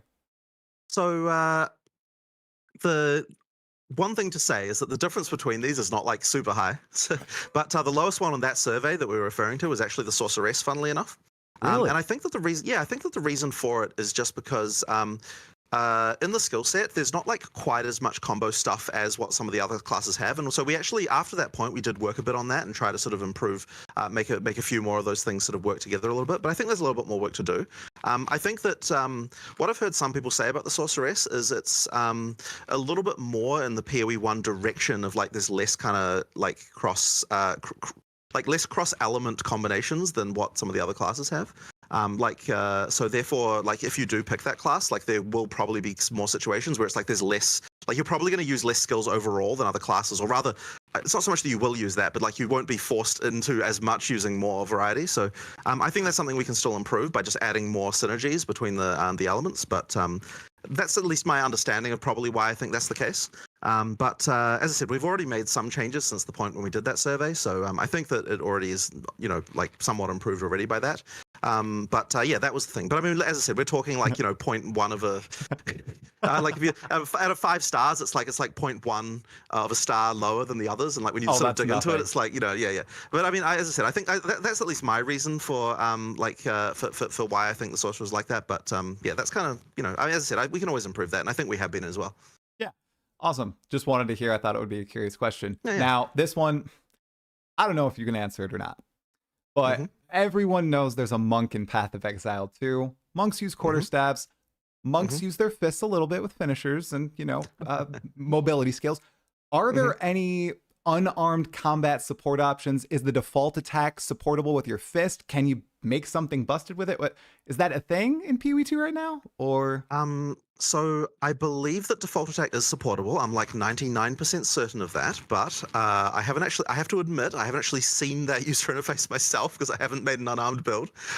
There is a plan for a bunch of unarmed build support, but it actually did get cut for early access for the time being. So unfortunately, I can say that Facebreakers will not make it in to early access, but we do have a plan for it. There is like a whole thing for that's going to support that with other stuff. Now, one of the reasons for that actually is that it would require making unarmed versions of a ton of skills, like animations. Oh, okay. There's actually it ended up being cut just for that reason alone. Like it was just a bunch of animation work that we ended up not having time for. And effectively, you're talking about a bunch of animation work that's just to support that one unique, because like that unique really is like kind of the key to being able to make unarmed damage like actually decent. There were a couple of other things as well that were sort of intended for unarmed things, but yeah, we're not going to do it for now. But it'll come in the future. We'll get to the point where you can do that. Okay. Is Facebreakers still a pair of gloves in PoE2? Yeah, it is. It is? Yeah. Okay. All right. Yeah. Cool. All right. This is a fun one just for you, Jonathan. What is your favorite skill to use in Path of Exile 2 right now? I know you're a mercenary fan. You're playing through as the mercenary right now. Is it on the merc or something else? That is really tricky. Look, I mean, if we're talking about the merc, then my favorite thing is definitely the ice wall, the shot. What's it called? I can't remember even the name of it, but it's the one that fires a shot and then makes like 2 diagonal ice walls that come out, and then using and then following up with the fragmentation rounds to explode them. Like I just love that combo. It just feels really satisfying to me. But you know, it's like obviously like, you know, every class there's interesting stuff. Like on the monk, it's probably the bell. Like I just love that bell. There's so many little things about its design, and you know, it's just a fun skill. Like I love that kind of thing. So you know, those are definitely up there for 2 of my favorites. But I mean, you know, there's always new stuff. There's lots of cool things, right? That's just the kind of stuff that I like to do. The bell is incredible, and you guys even snuck a showcase of it with a crossbow rapid shot into the. Oh, yes. That was so good. just to give a hint to the idea that there might be some pretty interesting ways that you can do some pretty cool stuff. Oh, definitely. All right, rapid fire question here. Can we use the weapon swap system passive skills to allocate keystones, or can they only allocate notables and travel nodes? So you can't do keystones, but I actually do have some interesting stuff to talk about with this, because we were originally going to allow that. But then, so the skill that actually originally was like that completely broke this, that we realized like this was going to be like not okay, was Necromantic Aegis, funnily enough. Which now, for anyone who doesn't, who hasn't played PoE 1, effectively what this does is it makes it so the stats from your shield are transferred onto your minions. But when you've got weapon swap involved, where like like if you can turn that on and off, it causes the specific details of this are kind of complicated, but it caused a lot of chaos in like how the stat system works and like how the minions would have to work, and like the snapshotting of this, and like just a whole lot of details around that were very complicated. And then at some point while we were discussing that, because you know we kind of were like, okay, how are we going to even implement this? It was like a whole thing. Then we're like, well, hang on, like, is it even okay for other keystones anyway? Like, when you really come right down to it, like, is chaos inoculation really okay if you can turn it on and off? Like, it's kind of supposed to be this like massive downside, and like if you can just like, you know, like it's kind of like we're kind of thinking maybe it wasn't okay, and then we sort of made the decision, you know what, maybe keystones should actually be not swappable like that, just because of the type of. I think that might be a balance problem too far even for us, like even as far as we're willing to like accept a lot of these kinds of problems. Like I think that might even be a bridge too far even for us. So yeah, we decided not to allow it, and that's what we're going with for now anyway. Yeah, you knew people were already theory crafting ways to like get the perfect keystones on their side. Oh yeah, definitely. Right. That's good. Another rapid fire, if you know off the top of your head, how many passive points are there in total? Because people are already looking at the tree and trying to path through it. Sure. Now. I believe it's 122 is the final count, and once you get all of the optional skill books and stuff like that. Okay, awesome. Another rapid fire. This is a spicy one though. Are you able to do a 1-button respec if you have enough gold, or if you pay a premium, or is it 1 node at a time? You will have to do 1 node at a time. And like the thing is, I mean, yeah, I guess I can see why people would want that. But generally speaking, that's not the kind of behavior we're really encouraging, right? Like we want you to actually be changing your build from one to the other. So yeah, there's just a 1 node at a time. I mean, look, it won't take you too long, right? You can click 100 times even if you're level 100. Like it's not too bad. I know it won't. I get it. I totally get it. Another one. So we've seen this key term overflow a few times, and some people are wondering how it works. Could you explain how it works? Yeah, so anytime you've got something that says overflow, it means that you're able to overcap that resource by up to double. So effectively, overflow just means, yeah, like if it's leech, or if it's like, you know, any other kind of thing that gives you back life, or for example, or mana or shield or whatever it is, it basically just means, yeah, you can get back up to double of that resource. Okay, awesome. That makes sense even to me, and I'm pretty simple-minded about these mechanical sort of things. Awesome, thank you. All right, another rapid fire. Can you use skills granted by ascendancies in meta gems, like cast on shock? No, you can't. So when you get one of those ascendancy skills, they effectively just appear in your skill screen. Like they're not a gem; they're just kind of like there and locked in by that. So because you can't take them out and put them somewhere else, you can't put them in a meta gem. Okay. And then meta gems, can you use multiple of the same meta gem? I know you can't repeat supports, but can you have 2 cast on ignites in your build? You absolutely can. You absolutely can. But of course, you'll have to pay the spirit cost for both of them. So you know that's how that's balanced, and that's why it's fine. Okay, perfect. Yeah, you guys released a teaser yesterday. I'm not sure if you saw a scepter minion, ascendance, or not ascendance. Yeah. Oh, the second scepter that looked like a mirror tier item, which was just awesome to see. All right, now we're going to move on from classes, and we're going to talk a little bit about combat. So when I played Path of Exile 2, the Raven fight and the Executioner fight hard locked me for combined about 4 hours. What right now do you think is the hardest boss fight in Path of Exile 2's campaign? Not the end game, but the campaign itself. And do you think it potentially is going to hard lock a lot of players if they're stubborn and they get that Elden Ring mindset where they're just like, I'm just going in over and over. I'm not stopping until it hits 0. Well, so we've definitely tried to like improve the issues that we had with that in Act 1. But what I would say is that the further you go into the game, the less kind of like of the feedback we've been able to address overall, just because, you know, if there's less of it, right? Like as you go further. And so effectively what that means is that I have no doubt that if there's a boss that's going to hardlock people, it's almost certainly going to be in Act 3, I would say, something like that. But I mean, on the same time, like ideally the hardest bosses are later in the game. Like that's kind of what you want in some sense. So yeah, like I mean, look, some of those fights are pretty hard. I don't know that there's one that I'd point to as like this is the hard one. Really, I mean, as I said, we kind of try to make sure that they're all kind of a relatively even keel, or rather slowly increasing as you kind of go through. So yeah, my hope would be that the Act 3 end boss is one that people will find the hardest, you know, and then ideally the second time through it's even harder again. So, but we'll see how it goes. And as I said, as you now know, right, like if you go around the rest of the areas, you'll find other stuff, you'll find more items and so on, and that'll definitely help you. And if you come back, you'll definitely do a lot better. Question on bosses in regular versus cruel. Do they have new abilities in cruel, or are they the same, just a little buffed with damage points? So usually they don't have like completely new abilities, although I think that in some cases there might be a little bit of that. Usually what it is, it's kind of tweaking the parameters or the AI or the radii and like things like that, just like things about them. And it makes skills feel dangerous in new ways quite a lot of the time, just because, you know, like a skill can feel very differently just by changing where it is you go. So the same is true in maps as well, where once again, you've got like, you know, we have to make sure that some of these bosses that were balanced for people who are, you know, level 10 or something, are now able to feel like they're challenges in the end game. So effectively, we have to do something about them. We can't just leave them as they are. There has to be tweaks. And so, yeah, a lot of those changes effectively just get made to make and they make the bosses feel quite different.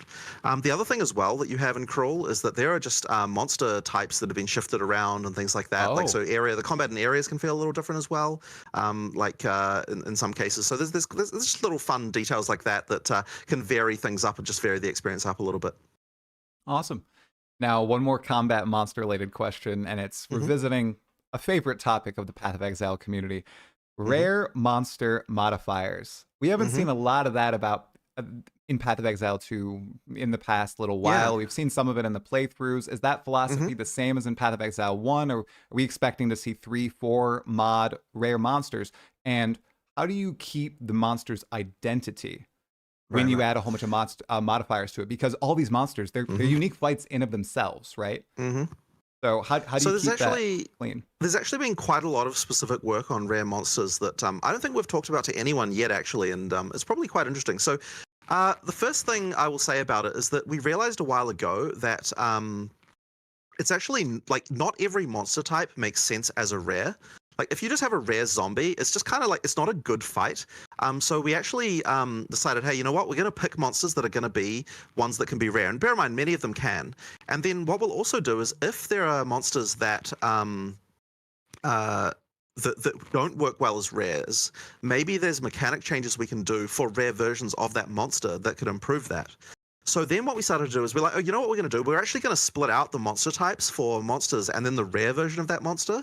and then we're actually going to do specific balance for the rares of those monsters, and that actually matters as well because there are mods that can go on certain monster types that like just completely blow out the life to unreasonable levels and things like that. Like there are actually cases where now that we've actually got the ability to do specific balance for a rare of a given monster type, we can actually tune that difficulty to make that much better. And so they'll get extra, they'll actually get extra abilities in some cases just because they're a rare. Like I mean, as a random example, there are like the very first monster, the quill in the first area. So after the zombie, you've got the quill crab, which is these little things that shoot little spikes. And they also appear later on in the hunting grounds as like a poison version of those. And I believe if those are rare, and I think I'm getting this right, then they immediately get a different way that the spikes work. And like I'm trying to remember the exact details of this, but it's like they like land on the ground and explode afterwards or something like that. There's like some little thing that sort of happens. So effectively, it's like there's like little specific things that we can do. And so that stuff I think helps a lot. And look, I'm sure we're going to do more of this, like after the early access is launched as well, like more things like that. But it really upgraded the rare fights quite a lot to be able to do that specific balance. And then, of course, you also have the mods. And once again, we're doing a whole pass on mods and trying to make them a lot better. I mean, look, there's even more we can add here, I'm sure. But trying to make sure that each of the rare mods that we add, like makes sense for the monster. We make sure that the rare mods like there are pulls and tags so that like you don't necessarily get every single mod on every single monster to kind of make sure that they make sense and actually have a reasonable fight. And I don't even know if this got done, but there was talk at one point about having a for each rare. And once again, I don't know if this actually got implemented or not, but we were talking about having it so that for each monster, we make sure that at least one fun mod goes on the monster to kind of make it have like by what I mean by that is like we look at each monster type, we're like, okay, here's a set of different mods that are going to make it so that the fight has some kind of interest to it. We make sure the first step is like put one of those on it, and then after that, then we can kind of be more random with what the rest of the mods are, and things like that. So yeah, there was actually quite a lot of balance stuff there that went into that, and there's more to come. But I think that the rare fights you will find are significantly more interesting in PoE 2 than they were in PoE 1 because of all the specific attention that they had. They definitely sound like it. Everybody's freaking out. That sounds amazing, especially that first system of just the monsters changing implicitly if they're rare versus if magic or normal. That's a great answer. Can you answer if Soul Eater is in Path of Exile too? I actually don't know the answer to that. You'd have to ask Mark that one. So he's the one who's been setting up all that stuff. So I actually don't know. I would have to go check with him on that one. All right. Lovely. Love the answer, man. Okay. Now we got a bulky section on endgame that I want to dive into here. I want to start with, again, another infamous Path of Exile problem that we've experienced in Path of Exile 1. And I think it's one of the reasons you designed Path of Exile 2 in its endgame. One-shots. How are one-shots in endgame looking right now? I'm not talking about bosses using huge abilities and obviously one-shotting you, but I'm just talking about randomly mapping your mediocre defenses and you just get one shot out of the blue. Is that happening in testing or is that avoided for the most part? Well, it's definitely happening at the moment, and that's because we just haven't finished the balance of a lot of monsters. And it's one of those things that's actually really hard to completely root out because there are a lot of attacks that some people, depending on their playstyle, just might not get hit by. And obviously, you know, when the balance people do their initial balance, they try to get it right. But it's one of those things that's just easy to miss. And so I have no doubt that at the start of early access, there will be cases where some monsters are just unfair.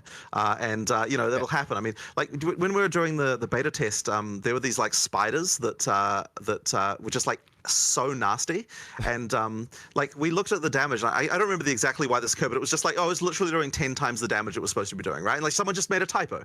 And yet, like we played a bunch of times, and like none of the people that were testing before we did a beta noticed the fact that was happening, right? They just managed to avoid it all the time, or they only got hit by one of the bits, or you know, something like that. And so you know, we just missed it.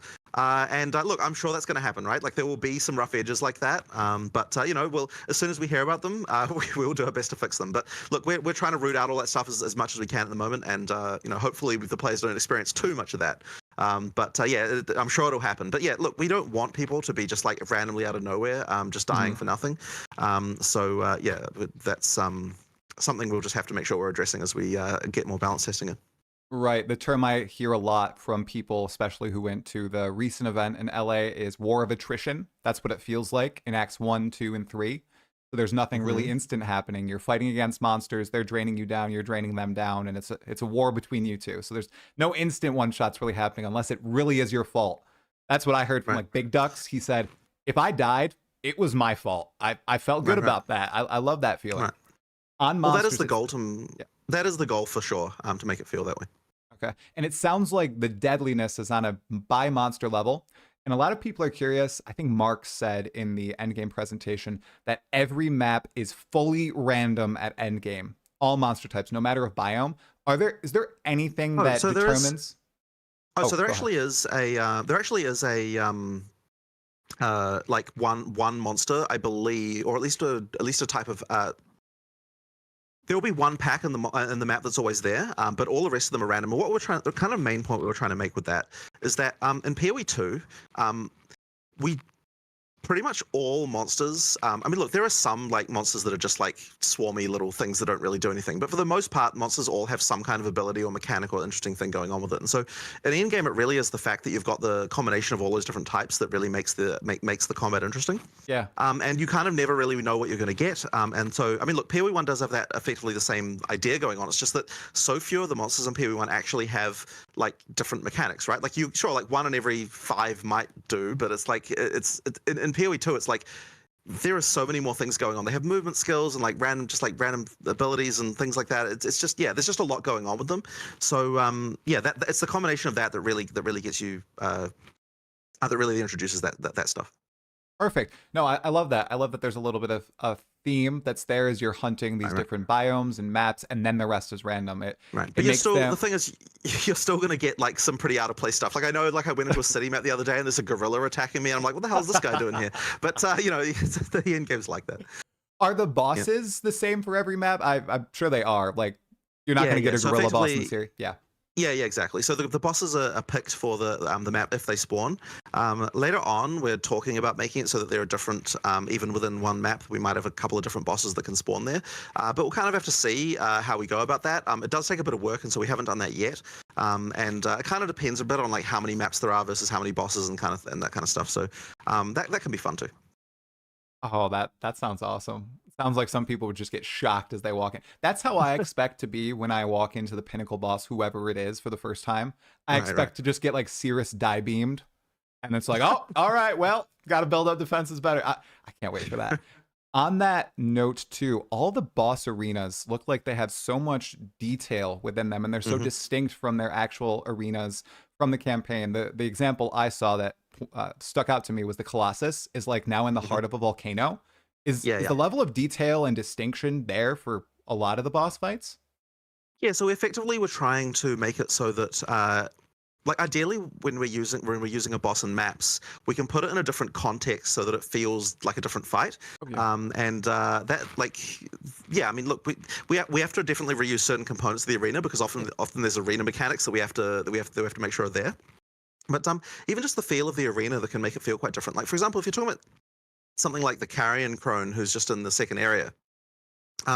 She's in a much bigger arena when you fight her in maps, and she also like all of her AOE abilities have been like ramped up so that they like have target a much bigger area, and things like the way the wolf spawning, that's like a different pattern. There's more of them and stuff like that. So effectively, like the fight actually feels quite a lot more advanced when you fight at a map for that reason, just because the arena's different and like the placement of all of the markers that the designers use to like configure all that stuff. Like that there's a lot more that's gone into that. So effectively that can make recontextualize the fight in quite a cool way. Oh, that just sounds so exciting. How many of these are we getting on launch? Is it around 50? Yeah, so the 50 bosses, like I mean, all the bosses that you have through campaign are in endgame in some way. Okay. So it's just a question of whereabouts, how we use them, and so on. But of course, then there's also the bosses that are in endgame that aren't in the campaign as well. So there's quite a bit of that too. Yeah, the secret pinnacle that I'm going to try to get you to leak at some point during this interview. You'll have to wait. I definitely won't be leaking that one. Okay. All right, next question also on Endgame. So previously, I think earlier this year in an interview, you mentioned that once you get to Endgame, about a third of the loot will come from pack monsters, a third will come from special mechanics, and a third will come from bosses and maps. Now with bosses only being in every 4 maps on average, is that philosophy still the same, or has that shifted a little bit? Yeah, so that definitely has shifted due to the change to the way the mapping in game worked. So I mean, this was always a struggle, right? Because the real thing wasn't so much the amount of loot, but the amount of time you're spending on things. And I think that having to spend 1/3 of your time, if you're not interested in doing boss fighting right now, is a little bit high and definitely wasn't working. So I really we like to give players choice about what type of content they can fight, and we realized the bossing was also one of those type of things, right? Like, do you want to do bossing or don't you? So yeah, I think that the balance of that is a lot better now, and I honestly don't know what the percentage would be now that you sort of have control over it at this point. But effectively, yeah, like that has definitely changed around due to that. Okay. And in testing, how is pack difficulty versus boss difficulty? Are bosses just way harder? Like, I know a lot of people say like, oh, I want to chill when I'm fighting packs, and then when bosses, they can be really intense. Is it kind of that? Difference? Yeah, exactly. And look, the big reason for making the change of not having a boss in every map area was literally for this, right? To make it so that we can make the bosses actually hard relative to, relative to the pack difficulty, because that's what sort of, that sort of maintains the integrity of the combat system, if you will, because like that's where you really have to get into the detail, like really concentrating and like actually using all your abilities to the maximum. Whereas pack clearing, you can chill out a little bit more. But that being said, we still want you to run into rares occasionally that are like crazy. So it's you still want that, but they're not going to be as crazy as the uniques are. Okay, awesome. Rapid fire question on endgame: why does the Waystone or map opening UI still have 4 slots? Is that intentional? Is there something that hasn't been revealed? So we actually had 4 slots when we started PoE1 as well, even though we had no idea what we were going to use that for. So it's just like one of those things where it's just like you put it in there. It's like, maybe we'll use this one day. So there's literally no other reason than that. We had 4 in the back of the old days, and we're going to just do it again now. Just it's fun little thing. Look, one day I'm sure we'll find something to do for that. Okay, I love it. No, I didn't know that about Path of Exile 1, that it was always 4. That's hilarious. That's good. All right, another one that could be a little long. I'm not sure. Maybe it's a simple answer. So it sounds like there are currently 4 tiers of endgame boss or endgame encounters, but technically from what we saw from the Atlas passive trees, we can get +5 to those encounter levels. Right. Is the 5th tier meaningless, or is there an extra secret tier? So what happened there is I'm a programmer, so I always count from 0. So when I say difficulty 4, it's like the first difficulty is difficulty 0, and then you've got 1, 2, 3, 4. So there's technically 5 difficulty tiers there, but I referred to the top one as difficulty 4. So maybe the players will refer to that a different way than I am. But okay, yeah, that's just what that is. Now technically, it is actually possible because of the fact that the small nodes and the big nodes are the way they are. It's actually possible in some cases to cause it to be 1 tier even above that. But if you do that, it will not result in the difficulty being higher. That's actually kind of just a quirk of the way that the nodes are. So that's just effectively capped in that regard, which I guess might be kind of fun to have like an extra sort of hidden thing like that. But we decided not to in the end. So yeah, there's just there's effectively 5 difficulties, 4 difficulties above the bottom one. Yeah. I know you're saying that, but everybody needs to try that on launch, okay? There's a hidden difficulty, maybe that they don't want us to know about. I don't think so. No. Okay. This one might be pretty quick too. So how high in tier do Waystones go? We saw tier 79 in the endgame teaser. Is that so I mean the way what it's supposed to be is like T15 is like it goes from T1 to T15. I think it might have been that it was listing object level there, and there might even have been some inconsistencies between different clips depending on when they were shot. I'm not 100% sure about that, but ultimately it goes from T1 to T15. However, there is a corruption outcome that can go +1. So that lets you that just lets you go a little bit further. I love that. With that. Okay, so it was potentially like a monkey issue. That's what I'm going to call the sure, inconsistencies. Like. The monkey issue. Okay. If you like. Okay. Awesome. Okay, well that was it on Endgame for now. Now I just want to go into a few general questions about the game. Some rapid fire, some a little bit longer. This first one, I'm curious, going into early access, what's one system you are hyper confident won't need further iteration, and one system you're pretty sure is going to be broken under the weight of the players and you're going to need to have a lot of iteration on? It's a really hard question. Look, I think that where I'm most happy is like all the way the skill and support system works, I think is very solid. Like I'm very happy with all of that. I think it's just a massive improvement over how PoE1 was.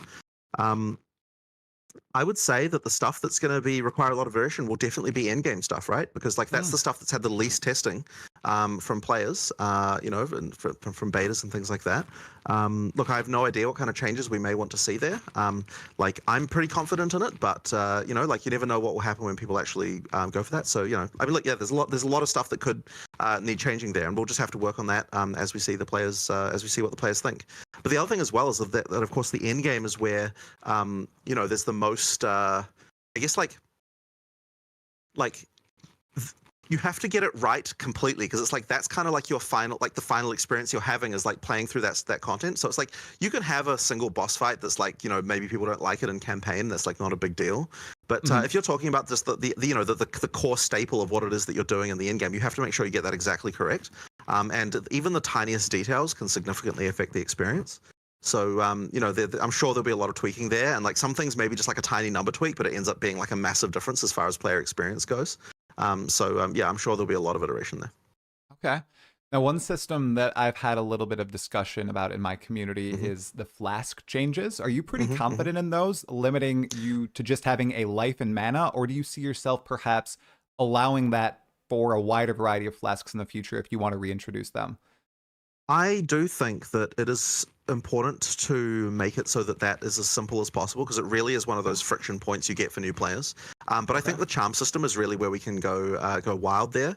And so I think if we were doing like more kind of interesting stuff or like expanding on that, I think we'd do it in the charms where you know we can. That's kind of intended to be you know the thing that you can you know expand on with that stuff. I just don't want it to turn again into a situation where you feel like you have to constantly be pressing buttons like all the time in order to be able to do that stuff because I think that really was kind of wearing on people. And it's like if you're going to be pressing buttons, I would rather the buttons you're pressing are for using active skills rather than just using flasks. So yeah, ideally it can sort of move some of the like physical skill off just pushing flask buttons and move it on to using skills instead. Okay. All right. This is a tough one. Maybe not for you. Over the past 6 or so years, what has been the single most challenging aspect of development? I know it's broad. Yeah, so I think really the big challenge is just underestimating like the scope of what it is we set out to do. And it's one of those things where we're constantly having to, you know, it's like we have a quality level we want to hit. Yeah. And it feels like it shouldn't be as difficult as it is to hit that quality. Like it just really is a constant battle. Yeah, I mean, look, I think that Jonathan, though, it is difficult. I think that's why so many people are resonating with this release. It's very obvious that you have hit a high quality level here. I mean, it's spread like wildfire. I saw you talking to DM and Ghazi and surprised at how many people are interested. I am having people who I haven't talked to in like a decade reaching out to me about PoE 2 because they're searching and they like saw my face or something and they're like, holy crap, there's this new game I just heard about. Like, it's spreading everywhere because the quality is so... you waited until it was ready to showcase it, right? And it looks phenomenal. So... yeah, I mean, as I said, like just getting there has just been such a thing. Like when we announced in 2019, we thought that we were going to be releasing PoE 2 in like 2020, in like 2021. Like it felt like it was like 2 years out. Right. And you know, like it's just yeah, it's difficult, right? Like just the yeah, and even it's like even like is it how long ago now? I'm thinking like so 20. Yeah, look, it's like the funny thing is it always feels like it's 2 years out. Like no matter how far deep into development, like no matter how far away it is, it's always like because 2 years feels like forever, right? 2 years is like forever in the future, and so therefore, like no matter what the scope that you think that you have is, it's always like, oh yeah, we can do it in that amount of time. Sure, absolutely. And so yeah, it's just real tough, you know, like doing that. And it feels like no matter how much experience we get, I mean, obviously, you know, Mark and I have both been in game development a long time. No matter how much experience you get, it's like it still feels like it's impossible to really know how long something will actually take by the time you've by the time you've gone things through. So yeah, it's just it's tough. It's tough for sure. I know you said it always feels like 2 years away, Jonathan, but 9 days log in, okay? We're 9 days out. Yep. Okay. Yep. So a few really rapid fire questions here. You guys opted in for GeForce Now for PoE2. Do you know if that's going to be available for early access launch, or I know you guys don't have control over that, but do you know if it will be available? I believe it's supposed to be. We've been told it is. So hopefully that all works out and people can use that. Awesome. Now, how about the trade site on day one? Is that going to be functional? Yeah, so we're doing everything we can to make sure that's the case. I think that there'll be some items that maybe won't show up correctly, and hopefully, like for example, the way that skill gems are rendered is like completely changed, and so I think what they're going to do for skill gems is just like show the name of the gem and the level, rather than having to work out like all the stats and everything, how that works. And I think for something like gems, it doesn't really matter because there's nothing about the gem other than just like the name and the level that actually matters as far as trade is concerned. So they're going to do their best to get everything rendered correctly, but I think it's really important to make sure we've got trade on day one. Definitely. Oh yeah, people love trading. Now PvP, does that exist in any form? Yeah, so like you simple can duels. You can do simple duels just like duels like you could in PoE 1. We're not going to be doing anything more than that for now. That's it's there, but like we haven't done any effort really towards it. It's just like like it just is what it is, just as a fun thing. If you want to challenge your friend and just like just do a thing, you could do that if you want. Cool. Now, in the second run through of the campaign, Cruel, do bosses once again drop permanent buffs as they will on the first run through for those optional bosses, or are none of those available in the second run through? Yep. So the second run through, it definitely does have that. So yeah, you're going to want to look for those as well. I believe that that some of them are the same and some of them are different. So you'll have to look around through the map to see what's going on with that. Oh, okay. Curious. Now, this one is, I want to be gentle with it, but it's something that a lot of people have talked about in the past. There is an MTX that is audio based that plays in towns, and everyone wants to hear the sweet songs of Camille when they go into the Clearfell encampment. Is there any way that you guys are thinking about maybe an audio slider for MTX or something like an audio adjustment maybe, or is that on your radar? I mean, it's something that I've heard complaints about recently, so it's something that we might have to think about, but I can't say I've got a solution for it right now. By the way, just one question, speaking of audio, do you hear like a loud beeping or is that just on my end? That is just on your end. Chat, Okay, sure, do we hear a loud beeping? Let's see. No beeping. It's on your end. All Is right, everything cool, okay good. at the GGG office? I think it's fine. It's just coming through my headset, so I'm not sure what's going on. It's all right. It's fine. I'll just ignore it. They're telling you to not talk about the goblins. Sure. Okay. Unfortunately, I don't have a good answer for you for that. But okay, no, yeah, that's totally fine. I do understand the issue, though. Okay. Yeah. Now, oh, sorry. Items. So, in the last time people got their hands on PoE2, we saw obviously the tiers, which you talked about, and can't wait to get my hands on that. We also saw items dropping with terms like advanced, expert, and ultimate. Are those related to tiers, or what is that? So the reason why that is because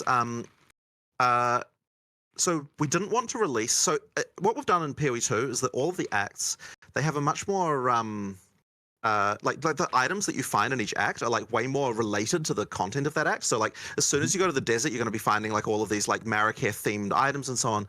So for Act 4 and 5 and 6, we've obviously got a whole big set of base types that are all related to those things. And so what we did was we're like, okay, we don't really want to like just have those dropping now because they kind of don't make sense for the content they're in. So what we decided to do was effectively make a duplicate of the base types that goes into the second set of difficulty, in second difficulty, and that way we can drop all of those there, and then that will mean that we just don't have the we don't have that we don't have to release all that stuff now, and then effectively at the point when we release the acts, we'll effectively also release the base types at the same time, and those base types will get replaced by the and the art and everything will get replaced by the new base types that we've already got. So yeah, that's effectively the what's going on with that.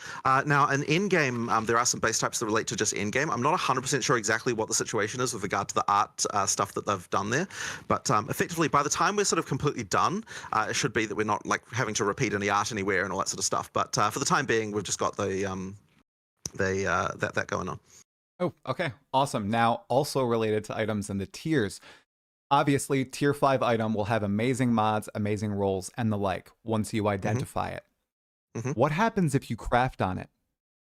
Yeah, it doesn't affect anything after you've identified it. So effectively, once you've ID'd it, like you've seen the mods are there, then effectively it is just a regular item as far as any other, just like any other item would be.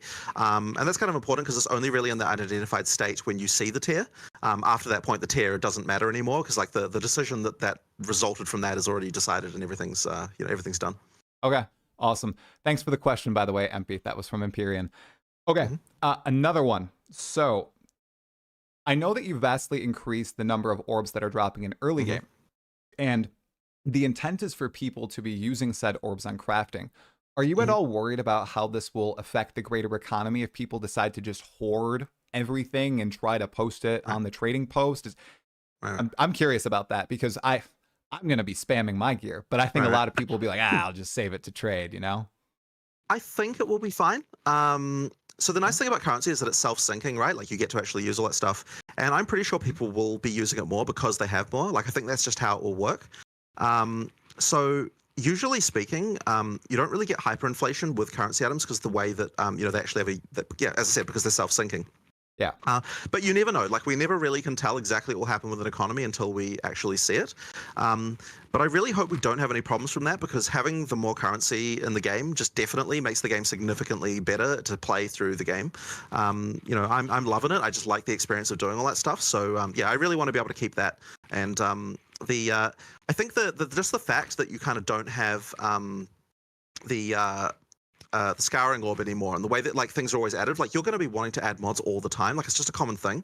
And there's even sort of rules like, for example, so it used to be that when you alched an item, it gave you a random set of mods from 4 to 6, but now it's always 4. So it's like there's always going to be that you want to do the alch and then the exalts. So like there's just more uses for that stuff. Like the adding stuff definitely happens more often. Yeah, I heard somebody got 4 exalted orbs by the end of Act 1 and just felt so good being able to slam their items. So yeah, for sure. Yeah, I love that. Okay, runes. I know they're a recent addition. I had a few questions about them. First, are all runes just basic stats, such as resistances and the like, or are there any spicy combinations that might remind us of fan favorite ARPG, maybe later down the line? So we don't have rune words. And the funny thing about the funny thing about that is that like I actually had a long conversation about this because it's one of those things that everyone remembers loving. But the funny thing about that is that like what they actually remember loving was not so much the mechanic of rune words, but just the fact that all the rune words were super OP. The rune words were just crazy powerful. And so like when people are like, oh, I love rune words, it's like they think it's the mechanic they liked, but no, like it's just the items were just absolutely outrageous. It's sort of funny how it was like that. Okay. But what I will say is that like so runes are intended to be the kind of simple ones that don't have a lot of a lot of complexity going on. So it's the soul cores that you can put in the same sockets. Those are the ones that are intended to kind of have where there's more complexity, there's different stats, there's different things going on with them. Okay. And with those, they're unremovable, correct? You can't take them out of gear once you socket them in? And that's just kind of our general philosophy of the fact that we want most crafting to be additive. Now, we still do have some crafting things that remove mods, but I guess the difference with the sockets is that every single mod that went in there, it's like there's no randomness to those decisions, right? Like every single thing you put in, it's like you completely controlled that outcome. So therefore, we don't feel like we have to provide a way to remove that because it's like that's entirely in your control. Whereas when you're talking about the random chance addings, like then it's like there can be ways that are also based on random chance to be able to remove that again. And then we've also got things like the omens that allow you to have more control over that. So like that sort of stuff makes sense. But for the socketables, it's like, well, yeah, it's like you chose to put that in. It's like, I think the additive philosophy works fine for that. Okay, awesome. Now, 2 more questions on items here really quickly. One of them is about Splinter stack size. Now, I know we want to declutter the screen for Path of Exile 2 and keep the focus on combat, but it looked like from the trailer, the stack size, for example, the Breachstone is still 300. What's the design philosophy between like 300 stack size and 25 stack size? So they actually drop like in stacks, and the reason why that's important is because it means that we can have effects that say if there's a mod that's like 10 plus 10% splinters. It means that when we drop a stack of 10, that plus 10% can actually make it a stack of 11. So basically it's just to give granularity so that when we're dropping them, we actually can have the mods like a plus 10% can actually be a thing that actually does something. So that's the reason why it's 300. It isn't necessarily to change like the amount of like things on the screen or the amount of the amount of duration that it takes to actually get to the boss. It's just about the granularity for mods, basically. Okay, awesome. One more item question, and then just one final question for you. Thank you so much for your time, Jonathan. I really appreciate it. Will there be vendor recipes in Path of Exile 2? And if so, any examples? So we actually decided to not do the system the same way how we did it before. So so basically, we no longer have the vendor recipe like idea as a concept where there's just a vendor who, where you could just do like any combination of items in the vendor. So the vendor that has that same UI is like for disenchanting. And then effectively what we've done is we've tried to pull like the different vendor recipes out into like benches or like items in the world or like NPCs with specific modes or things like that. Effectively like all of those things we want to try and make sure that they're kind of like just more discoverable than what they were in PoE 1. So like what we kind of want to do is like if we're going to do like for example the quality recipe where you had like 40% quality and you get a whetstone. Yep. Now that we've got the salvage bench, that's like a specific bench that's able to effectively replace the thing that was doing by something that effectively serves the same function, but it's like discoverable now because you've got like a bench that's dedicated to quality and also socket currency items. And if we're going to do for example, a 3-to-1 recipe, there is an item, a thing you get later, which has like three slots and then a bottom slot, and then you click the button that like, combines them and it's like got its own thing. So effectively it means that like, it's like more obvious like when there's stuff like that. And effectively for each time where we want to have something that's like a vendor recipe, we can sort of find a place to put it, like make it more thematic, like have a little UI for it. There's even things like well, maybe I won't spoil the other ones, but effectively, whenever, but effectively, whenever we're doing, when we need a function like that, I think it's cooler to have a specific user interface, a specific place, a specific NPC, a specific object, like something like that you find that allows for that. And so it kind of gives you a hint that such a thing even exists in the first place. And then now that you've seen that, you're like, okay, what actually goes in here? Like, what is this for? Like, then like maybe you can have like little lore hints, things like that. It just makes the whole thing a little bit more discoverable and I think a little bit more interesting. So that's effectively how I've replaced that system. Yeah, when you said that, now I'm thinking that there could be nodes on the Atlas that house systems like this, little secrets where you could go and find these little crafting benches, which just sounds like so much fun. I know we talked about it earlier, the Atlas and the exploration aspect of it, right. Huge W. I cannot wait to go in and just explore it. It's going to be great. Yeah. Okay, Jonathan, I've got one last question for you, and then we'll let you go. Thank you so much for your time again. No problem. I want you to give me the best single reason for everyone in the chat right now, everyone watching this VOD, to buy a supporter pack and log in on December 6th at 2 p.m. Eastern. I think that really probably the main thing that you're going to love is just fighting those bosses. The combat with them is just like so fun. They're so varied and interesting. Like I'm just like, there's a lot of them to fight. If you play on December 6th, there'll be a lot of bosses to fight, and I'm sure you're going to have a great time with them. It really is, I think, one of the things we're doing the best out of all the things we're doing. Jonathan, will you be logging in on December 6th? Of course. I mean, as soon as there's some kind of horrible fire with the servers, then I'll immediately have to probably deal with that instead.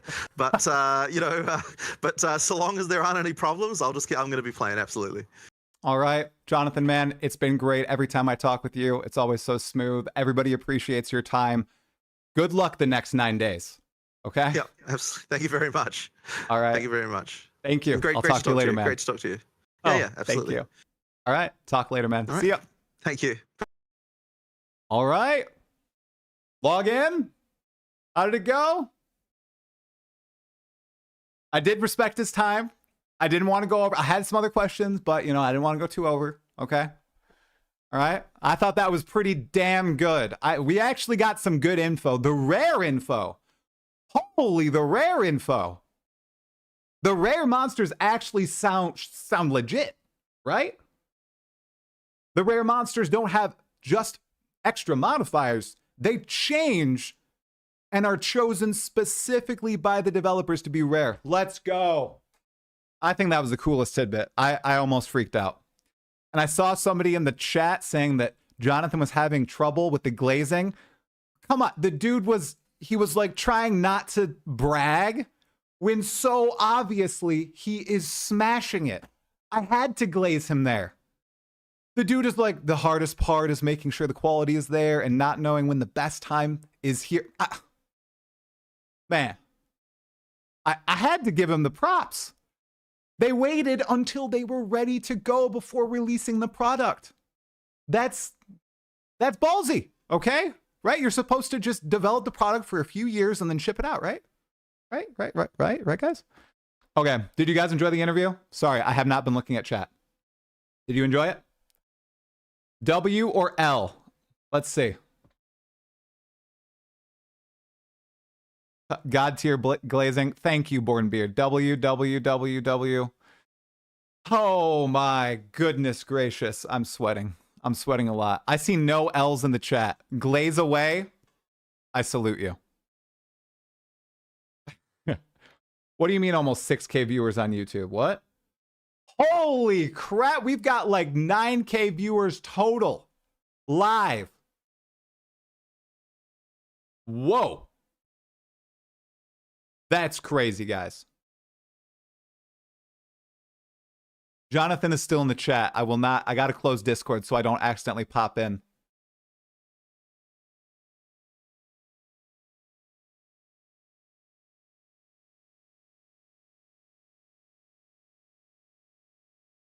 Also, Jonathan will be logging in with us, you guys. I almost wanted him to say log in, but I wasn't going to be like, hey, can you say log in so we can use a voice clip, right? I couldn't explicitly tell him to say it, okay? He almost said log in, okay? He said he was going to log in, but he didn't go log in. That's what I was expecting, you know? What is GeForce Now? It's a cloud-based software that allows you to like host your computer, like use your internet to go to a different computer that's hosted somewhere else, so you don't have to have good graphics cards or CPUs and the like. Oh, I'm getting co-streams on Twitch. Oh, people were watching me on PoE too. Well, thank you, everybody who was watching. I really appreciate it. I hope the interview was informative. I tried my best. I didn't want to go too far over, okay? So I think that was good. I just didn't get to a few item questions and lore questions, which I know is going to piss off all 11 people who care about the lore of Path of Exile. But there will be hundreds of thousands of us once PoE 2 comes out. I'm telling you, the lore is good, okay? Oh, wow. Thank you for the mods in the chat too, Omega Cybers, Soshiro. I think Vladis was there as well. Thank you very much. Shout out to you guys. No lore, unsub. No, I love the lore. I love the lore. There are dozens of us, as I said. Calm down, I look like a tomato. I look like a tomato? Guys, I stumbled over a few words there, but, you know, it happens. I was incredibly nervous. PoE 2 is #2 on Steam top-selling games. Let's go take the ride. That's awesome. Do we know how they will release new content classes? Just random updates? No, they said every 2 to 3 months is the goal. Oh.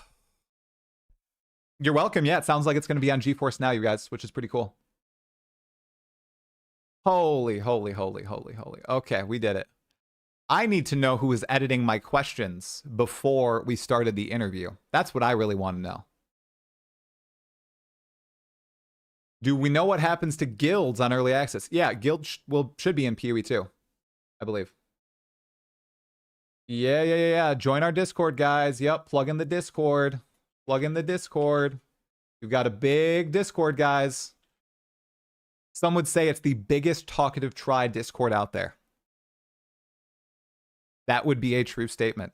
Okay? Hey, thanks, Zane and PC, for becoming a... Oh my god, did we have a lot of gifts? Lorenco, thank you for the gifted memberships on YouTube. 10... Oh my god, there's too many to read. There's too many to read. This kept going while I was doing the interview? MP posted a summary tweet. Let's go.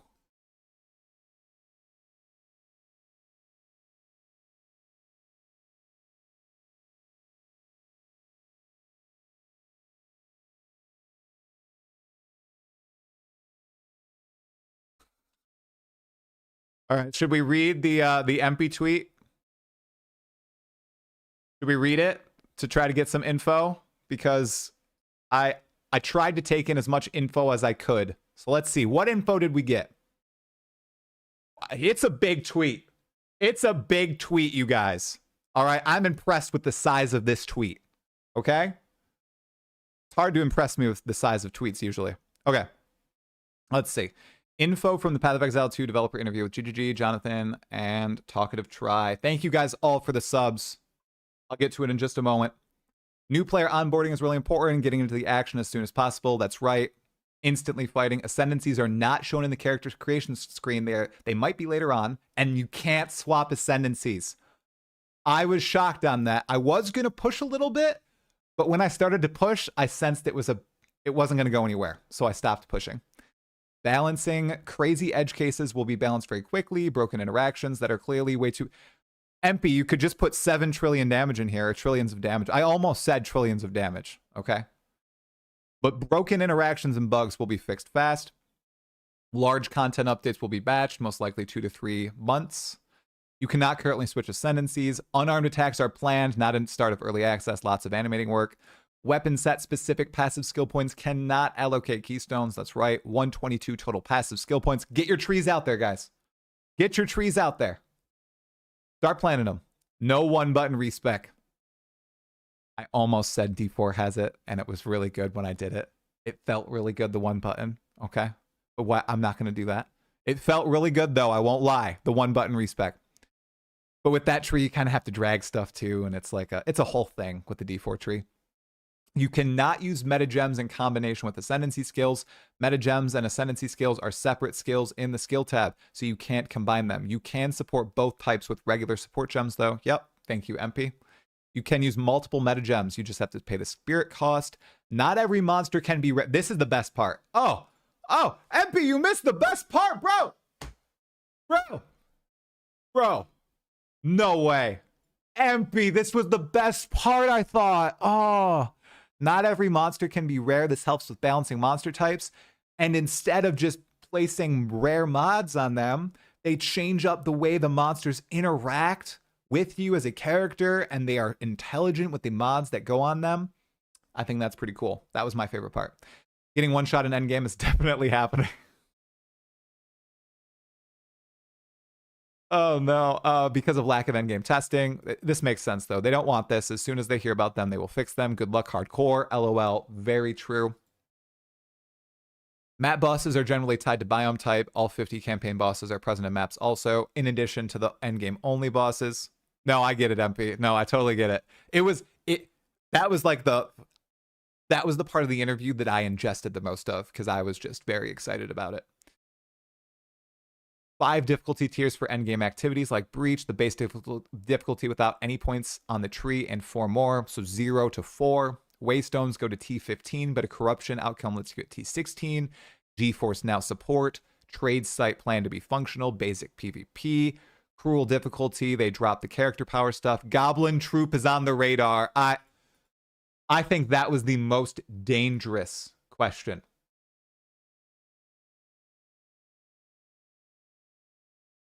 Do you guys agree? I think that was the most dangerous question.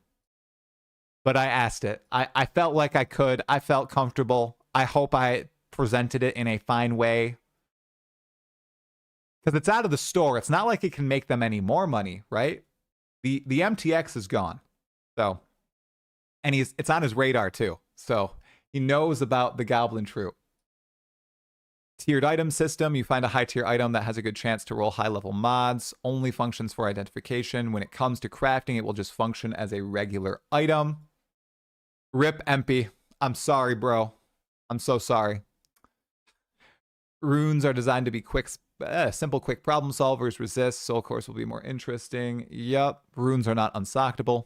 There are no vendor recipes as they are in PoE1. Effectively, vendor recipes have been moved to NPCs or benches, so it's more accessible. Instead of having to know some niche thing, like 40% total quality of armor vendor, less than 10 days login. One thing that was missing is the splinter question. Are they actually going to drop in stacks of 10, though? That's the thing, because in Path of Exile 1, they only drop in stacks of 1, you know? A lot of the time, it's like 1 to 3.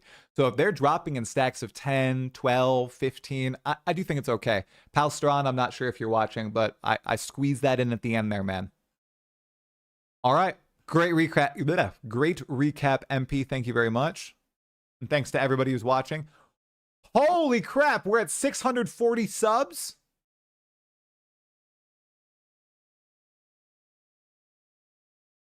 What? I don't even want to see how many memberships we are on YouTube. Oh my God. Zane and PC, you gifted another 10. How many memberships are we on YouTube? How many? I don't even think I can fathom it. I don't even want to check. I don't even want to look. Exotic gift. I can't even see. It doesn't show in the UI, guys. YouTube won't update until later today. The ancestors will remember. I don't even know how many there are. It won't update. See members.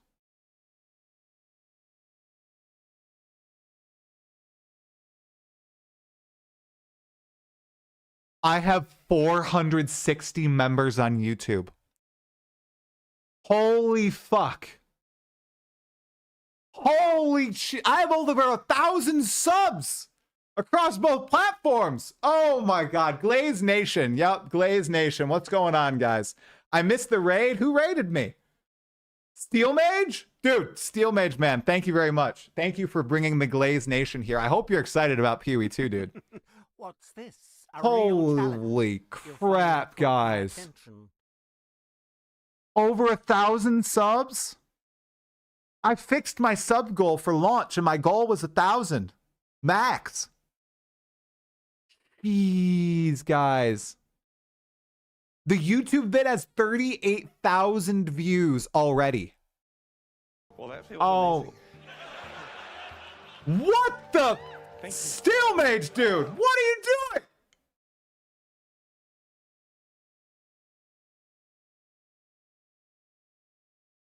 Did you guys hear the Chris Wilson voice line? Well, that feels amazing. That is literally how I feel right now. Steel Mage, dude, thank you for the 50 gifted subs.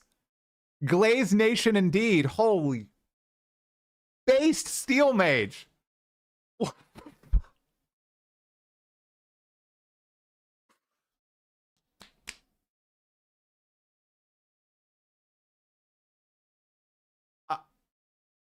Guys, I don't know what to say. Thank you all for watching. I'm kind of in shock and awe right now. You finally caught my Steel, did you just subscribe? Thanks for the sub, man. Quantum Dev, another 10 memberships on YouTube. Guys, you guys are going insane. Cry or it means nothing. Well, that feels amazing. Thank you.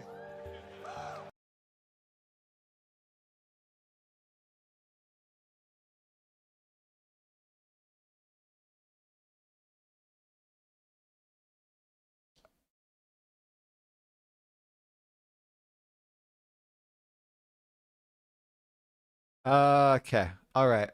Frank Trice, thank you for the 50 tier 1 subs. Exotic gift. What the fuck? I legit don't swear. Thank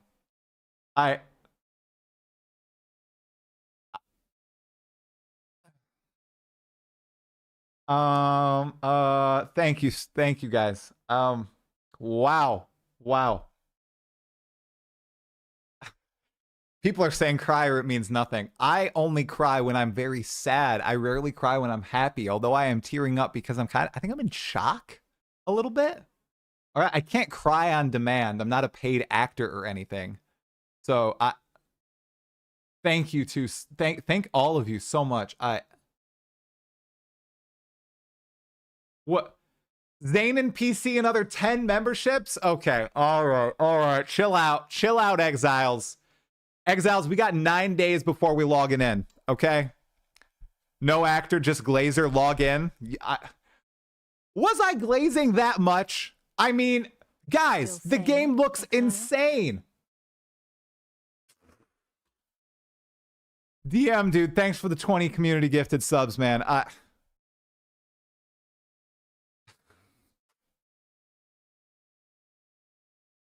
Another 10 on YouTube from Welder? Dude,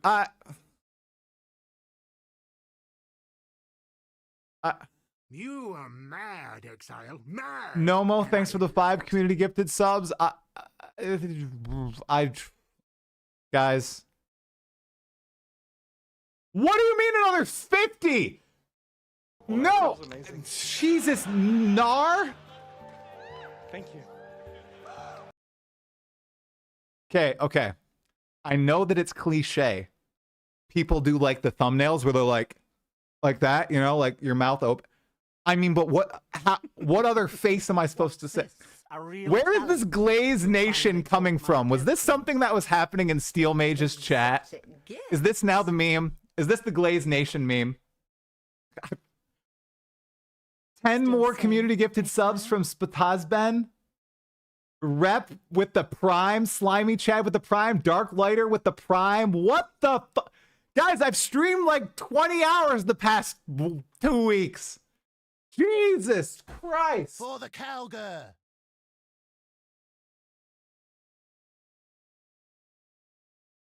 Exotic gifts. Can I name my members Glaze Nation? Something. At last. For the 10 more community gifted subs? Guys, if I'm getting all these, how the hell are Grinding Gear Games servers going to survive launch? Hold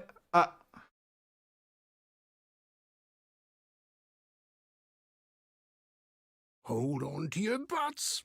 Need a talkative try Glazer Beam thumbnail pew pew. Okay, somebody please explain to me Glazer Nation. Sun, Exile. The true Another sun. 10 subs, Celavi. What?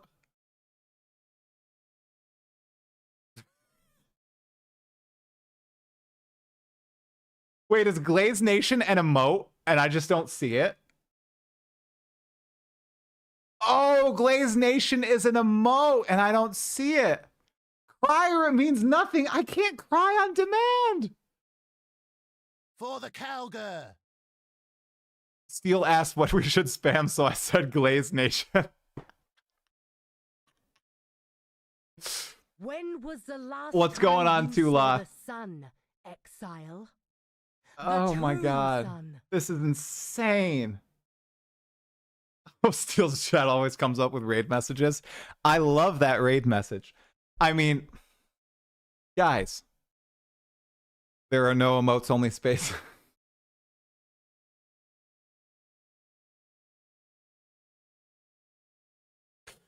Somebody in YouTube chat says game will not launch on the 6th, hopefully by the 10th. Bro, it is so launching on the 6th. Brute. Holy. It's because I'm the anti-Rue when it comes to attitude. Oh my god. Jesus Christ. Hold on to your butts. All hail Glazing Gear Games. I salute it. Guys, it's gonna be so much fun. Thank you for the tip, Zion PC. Thank you so much. This is...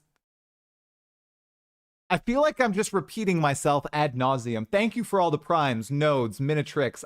There's too many to count. I'm sorry. This is just insane. What am I supposed to do? I don't want to ignore people. Like, this is insane. This is freaking insane. Oh, you know what we can do? We can watch the Frosty video now. Log in? Frosty video? Huh? Do we do it? The Glaze General. TGG. Thank you. You guys are so funny. You guys are so funny. All right, let's watch the Frosty video. All right. I think this might be Frosty's best video. Another $10 donation. Dude, thank you so much, you guys. Is it really glazing if it's deserved? That is the question. Yay or nay? Is it glazing if it's deserved? Or is it just praising? Like, I just see it as praise, right? Is glaze just like an internet term? Because I haven't seen glaze until I was on YouTube. Remember your actions. Yo! Oh, God, dude. I still can't say your name right. So I'm just going to say Peter.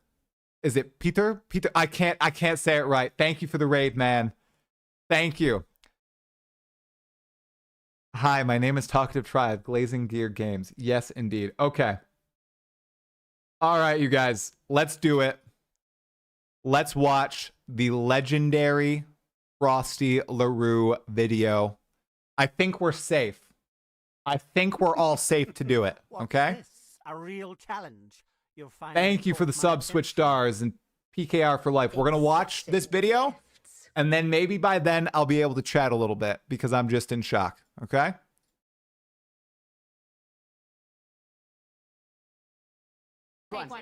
I still have YouTube, regular YouTube.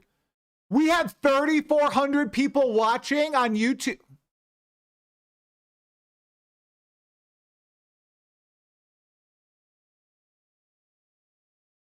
I don't have the viewer numbers up. I just have chats up. All right. All right, Diablo 4 superfans. Here we go. Here we go. Oh, no, that's not the right thing. Diablo 4 superfans. Here we go. We have a video from the Diablo 4 superfan himself, Frosty LaRue. All right. Yeah, reacts. I get a whole bunch of subs and now I'm reacting. Okay. We had 10K on YouTube. No way. Total 10K. Okay. Yeah, right. Holy. All right. Yeah, Diablo 4 superfans. Here we go. Yep, I'll shrink myself. Remember your actions. Hey, P-Bro. Here you go. Here you go. I'll go right here. I'll go in the middle. I'll make myself super small so we can see all the other people. Let's go. Good talk, Try. Thank you guys so much. Thanks for the raid, Pele. Holy crap. Did I just... Strength isn't everything, Bruce. I didn't just get more gifted membership. Oh my God, you guys are crazy. Get myself YouTube Premium. Maybe I should do that. Thank you guys. All right. Let's watch this. Diablo 4 superfans. This is one of the strongest announcements I've ever seen in the history of ARPGs. This is insane. Holy crap, this is going to be incredible. This is old school RuneScape. You gotta play it. I'm excited. This is perfect. Diablo 4 is cooked. See, this is what Diablo 4 should have been. Like, Diablo 4 is bad, Diablo 4 is dead. I'm gonna quit Diablo 4. That this beta has more depth to it than Diablo 4 does after the expansion. Like, Jonathan kind of confirmed that, you know? Yeah, with the Legendary Drops interview. For those of you who have not watched the Legendary Drops interview, Jonathan said what I was referencing earlier on. Jonathan said when they saw the Vessel of Hatred official Spiritborn announcement on the same day of Settlers of Kalgur, and everybody was clowning on Blizzard and Diablo, they realized, oh my God, are we doing what Blizzard is doing? Do we need to work on Endgame, or are we going to get clowned on? It was that day that they reoriented their entire company to work on Endgame. Literally the entire company. Holy crap, dude. 10 community gifted subs. Thank you so much, Exile Shadow Art. Oh, they reoriented everyone. That's what I was talking about at the very beginning of the interview. I think some people were confused what I was talking about. That's what I was talking about. They said, all in on Endgame. We don't want to end up where Blizzard is. Okay. Yeah, we should all thank Blizzard. Yeah, that's did a short about it. Like, this is fucking insane. Welcome back, you freaking traitors. You probably clicked on this video to hear about Path of Exile 2, and that absolutely disgusts me. Anyway, in this video, I'll be going over all the major issues with Path of Exile 2, followed by a recent tweet by the Diablo 4 Giga Chad himself, Rod Diablo-like Ferguson, as well as many other well-known Diablo 4 superfans' thoughts and plans in regards to Path of Exile 2. Alright, let's jump in and get to the major problems with this game. Unfortunately, Path of Exile 2 will not be available on Mac OS at the start of early access, but we're keen to have this platform. Okay, so Mac gamers once again are taking an L. Well, the biggest and only problem, no Mac gaming. That sums up all the major problems with PoE 2. Sucks to be you, Mac gamers. Anyway, on to bigger news. Let's recap the tweet heard by literally billions of people around the world. Look at Rod Ferguson's tweet. Is this the Diablo-like thing? Is this that bullshit about that? Let me see if I can find it. Where's Rod Ferguson? There it is. Let me double check. So, couple of days. Even Aaron was talking about it. Aaron is the last Epoch man, you know? He went in. Days ago, when the PoE 2 stream ended, literally, X is blowing up, people are posting like crazy, holy crap, this is gonna be incredible. Rod Ferguson, the general manager of all of Diablo, decided to go on Twitter and absolutely cook himself with this unhinged take. Oh my goodness. Hog's got the video. Path of Exile. Guys, I made it. I'm in a Frosty video. I have officially made it. All right. I told my mom when I watched this morning, I told my mom, dude, I'm in a Frosty video. I made it. He put me in a Frosty video. The Glaze Man himself. 2 reveal was so epic it's themed Rod Ferguson. All right, what is the it? genre of ARPG is starting to mean a lot of different things. Much like Souls-like and roguelike, I wonder if we could normalize Diablo-like for ARPGs that follow the Diablo formula. I absolutely cannot believe. Okay. Everyone, he has the best take. Hog has the funniest take of everyone. Okay? Listen to what Hog says. He has literally the best take, okay? It's so beautiful. Listen to this. That this is real. Out of all the badass stuff that was showcased, after all the in-game, after all the Atlas rework, dual skill trees, and weapons that you can dual wield in one hand, all the 6 classes, and all this badass shit that they showed us yesterday, the Path of Exile 2 early access live stream, this right here was my favorite. That shit triggered Rod Ferguson so bad that he had to go make a tweet. Rod Ferguson is scared. He is threatened, so he's lashing out. Grinding Gear Games has made something tremendous with Path of Exile 2. That just happened! It has Blizzard shivering, and the game isn't even out yet. No wonder Rod was making tweets.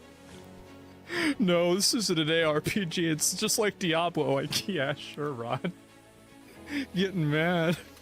Bro, you ain't even followed the Diablo like you ain't even got a goddamn Diablo in your game. So just please go sit down and get out of here. Now, maybe he's scared, maybe he's a little nervous, but the last thing you want to do is come across as petty.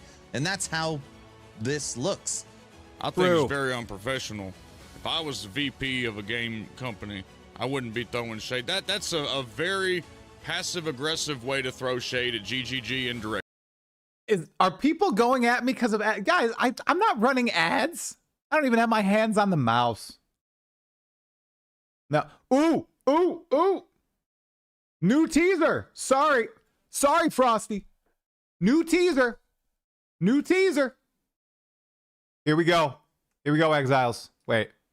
Did I get debated by my phone? Archmage and PoE 2 log in. Here we go. Is it on YouTube? See if it's on YouTube.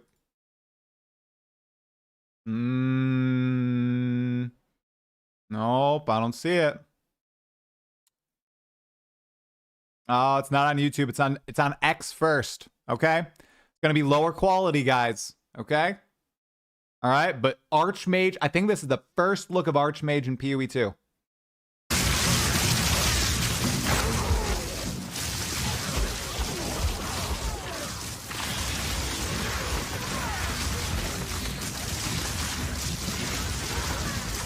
Oh, sorry guys, it's on YouTube now. It's on YouTube. We're gonna go higher quality because Twitter quality is trash. Sorry, Elon. Where is it? I just got it. There it is. Twitter quality is just worse. You gotta improve it, man. Oh!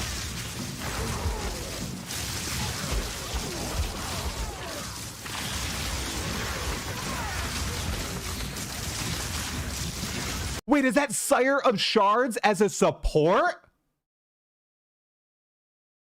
Oh my god, it is! It's Sire of Shards as a support. I know that. I know that unique item. Holy.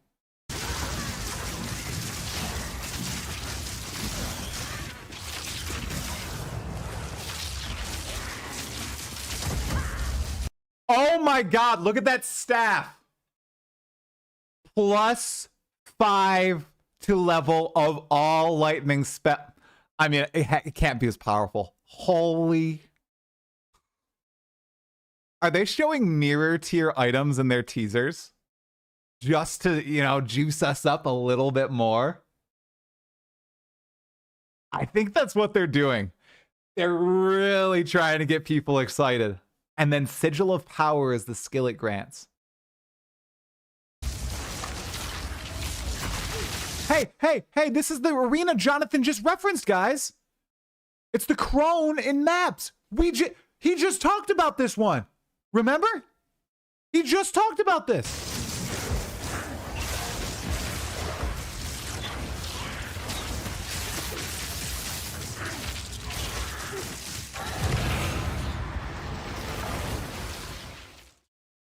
Yo. All right, we're doing it again. We're doing it again.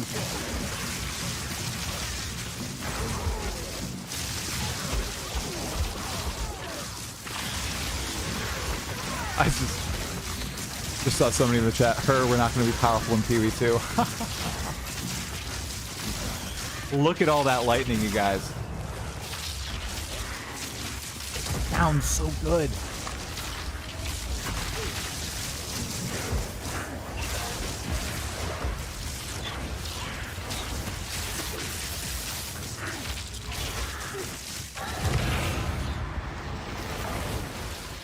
Does she have a phase 2 or something? The fight obviously isn't over.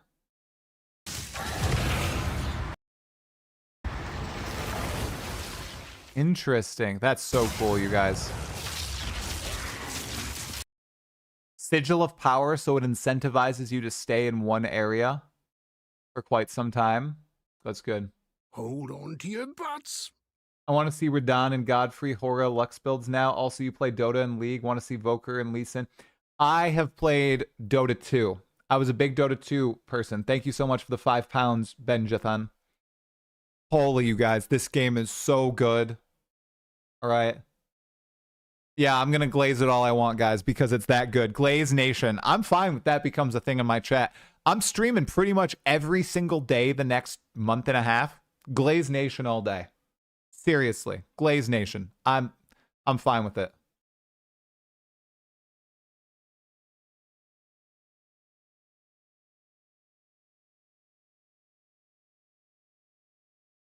Incredible. Yep. I'm acting how I usually do.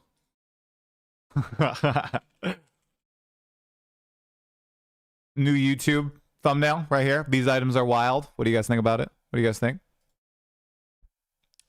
Wow. Wow.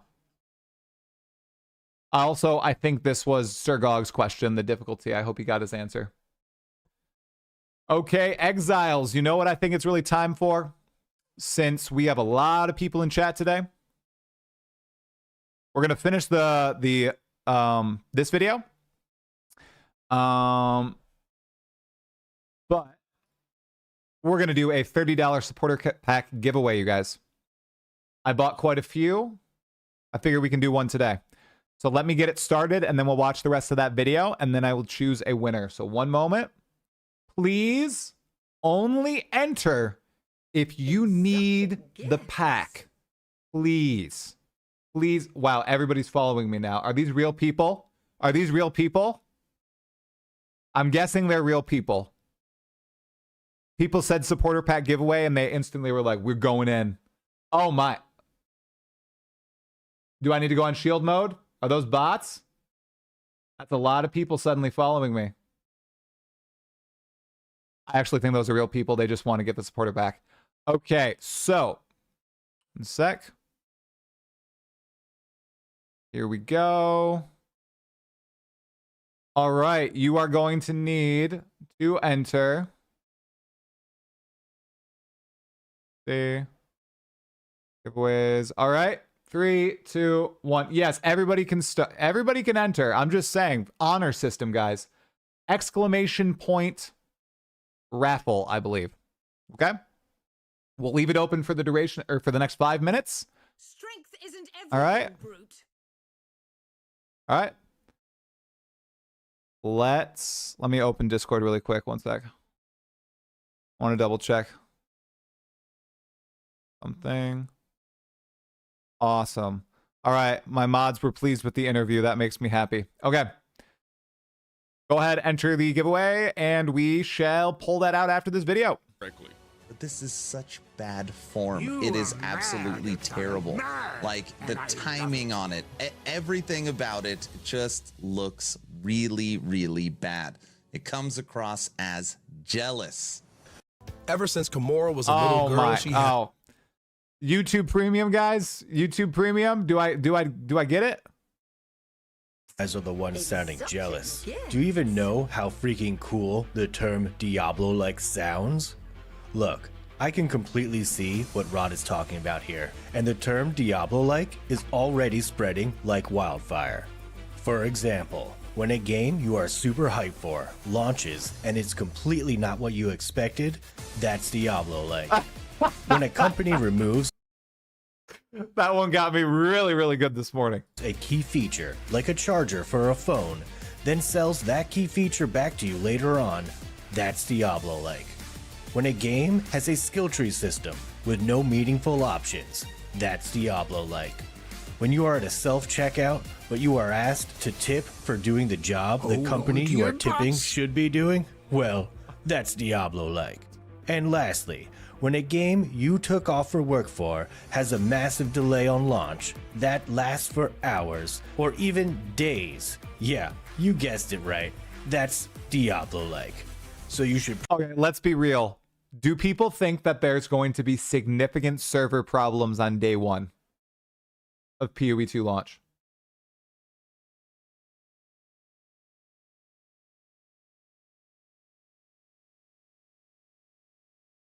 I see a lot of people saying yes. A lot of people saying no, though, too. Can they do it? They get to see how many people are going to be logging in. I think they're going to... All right, Glaze Nation, right? Glaze Nation. I think it might be a hellstorm day 1, but they are doing all they can to prevent it. It's going to be crazy. I took off work for that day. I took off work, okay? I will be in the queues with everybody else. Probably give Rod a little slack here. He knows what he is doing and is completely not jealous at all about PoE 2.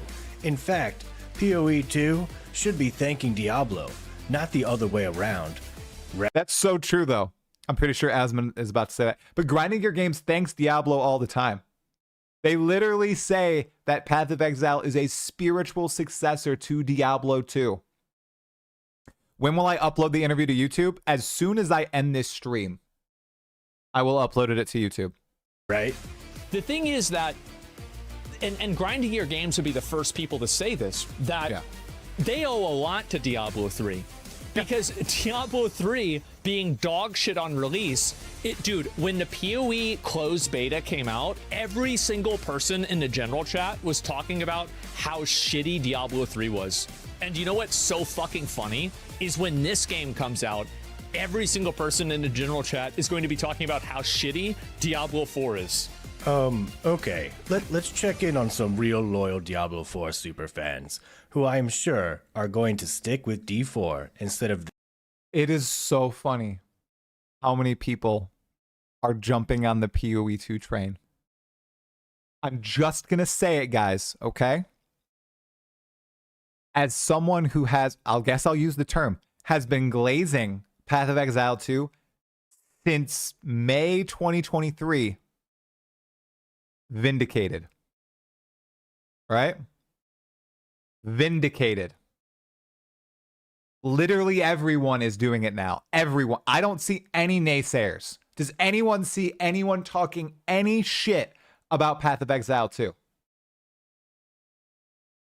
It looks so sick. And the thing is, it's not just like highly controlled environments where they're showing us gameplay. They're showing us legitimate gameplay of the game. The devs are playing it. And they're showing us gameplay with like bugs and stuff in it and admitting, oh yeah, that was a bug. Yeah. The value on the strong box spawn was too high. There was a random monkey that just ran out of nowhere. It actually does something, and despite the little inconsistencies and errors, we're still just freaking out about it. It's just, oh man. This Diablo-like PoE 2. Hey folks, this is Riker, and this week saw the most hype live stream the ARPG world has ever seen. The announcement of Diablo 4, season of The Witch Doctor, basically. No, obviously it was Path of Exile too. I am a starving... Okay, I watch Riker's videos every Saturday, right? Every Saturday, you guys, I watch his videos. When I saw that, I was shocked because if you go here, I was shook. Hold on to your butts. Do you see something missing? I was shocked. I didn't think that he was gonna have an opinion on it. So when he opened his video with that, when Riker converted to the dark side, I was seriously shocked. Like, it's a ritual. Like, I literally go on a run on Saturday morning. I listen to Riker's video while I'm running. I had to double take when I heard him be like, yeah, everybody's excited about PoE 2. DM loves Riker. Yeah, Early access is not phase 1, it's glaze 1. Thank you, Zine and PC. Yes, indeed. Thank you for the tip. I also saw somebody ask a question way back here. Oh my God, I'm missing the tip. Somebody else donated. Thank you for the donation. There's so many, you guys. There's so many. Man, I'm starving for Path of Exile 2 content, so I'm going to rewatch the same live stream for 15 days in a row until this game's out, okay? In my opinion, this is one of the strongest announcements I've ever seen in the history of ARPGs. I think I can kind of get away with less time spent from now on in Diablo 4 and more time invested into PoE 2. I'm going to be blasting this game at the very least until Season 7 launches, and then probably go right back into PoE 2. Holy sh**. We got Woody Joe. We got him. I watched his videos. He wasn't that excited about it up until recently, until that showcase. We got him. Shit. Who did we not get? Tell me who we did not get, you guys. Okay. All right. Rob, please tell me you didn't drink the Kool-Aid too. I'm really excited to jump into PoE come December 6th. Okay, I give up. Let's at least try and figure out why this is happening. Oh my goodness. Oh my goodness. Every time a new action RPG launches, is people saying there isn't enough in-game content. Diablo 4, last Epoch. That's never happened. I've personally, I've never seen that happen in an ARPG. I don't know what he's talking about. It's not complicated and it's not intimidating at all, which is why Diablo 4 sold so well. Almost no barrier to entry. They're great for casual players. The problem is it lacks an endgame almost entirely. I'm really excited to jump into PoE.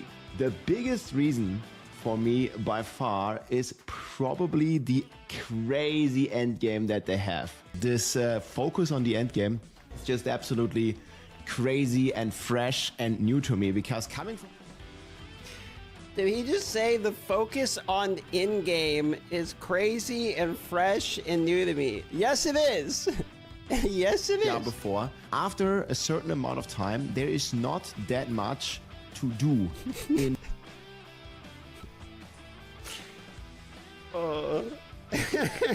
I'm sorry, I have to laugh.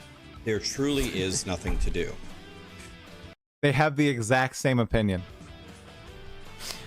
Holy shit, dude. Dude, back to back, saying the same thing. I love how the reaction is the same from literally everyone. Well, I guess that's not literally true, but there aren't really any great rewards for doing that. I don't have any super... Think about that, you guys. Think. Okay, here you go. Even more hype. Have we seen any T0 items for PoE 2. We haven't even seen the chase items for the game yet. And we know that they're going to be there. Think about that. Awesome mounts. I don't have any titles. My character isn't glowing. I can't link you an item that is so rare and so godly that you wouldn't be able to find it yourself from all the hours that I put into it. The rewards are just not there. Man, it gets worse. Nothing to do, no reason to do the things there are to do, and no rewards for doing them. Okay, guys, I think it's inevitable. I also need to try this game out, and for exactly the reason you may think. To bring to light why PoE 2 is a vastly inferior game to the masterpiece we call Diablo 4. But for real, guys, I will be making a lot more videos on PoE 2, and you probably should be trying this game out yourself. It looks awesome. Please subscribe. Diablo 4, oh yeah, Please go subscribe to him. He's so funny, you guys. I love it more than I can bear. But in Love to Frosty. shadows I confess, Path of Exile is my true unrest.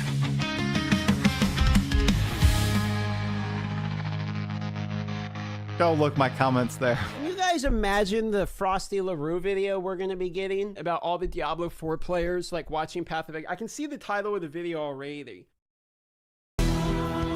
Beautiful. Absolutely beautiful, you guys.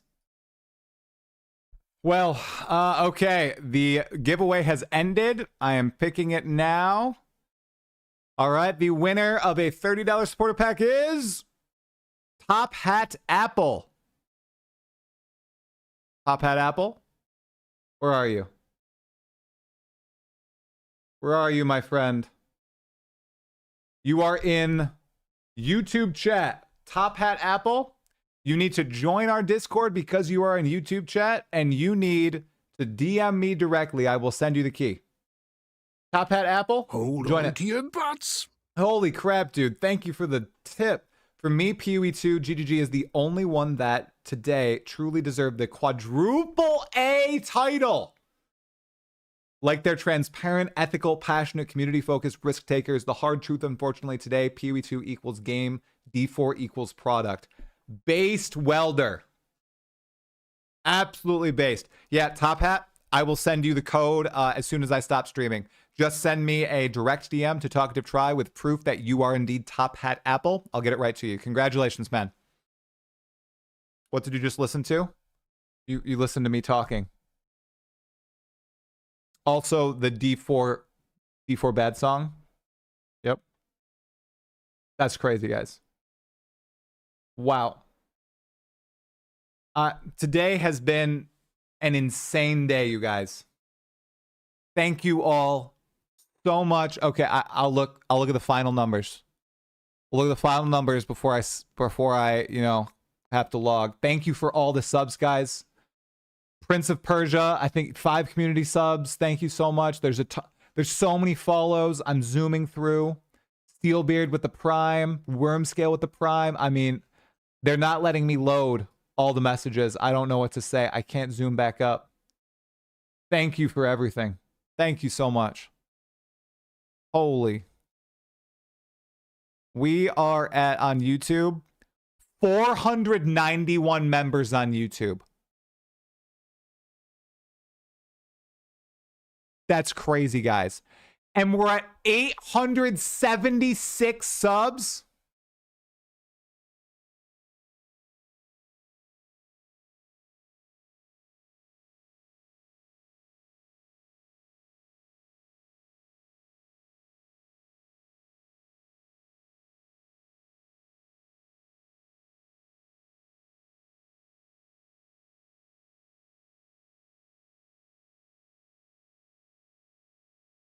Okay, I'll get YouTube Premium. Okay, I'll get YouTube Premium. I will. I'll do it. Jesus, Quantum, dude. 10 gifted memberships on YouTube. Dude, thank you. Hey, Grape, what's going on, man? Tambla, thanks for the membership.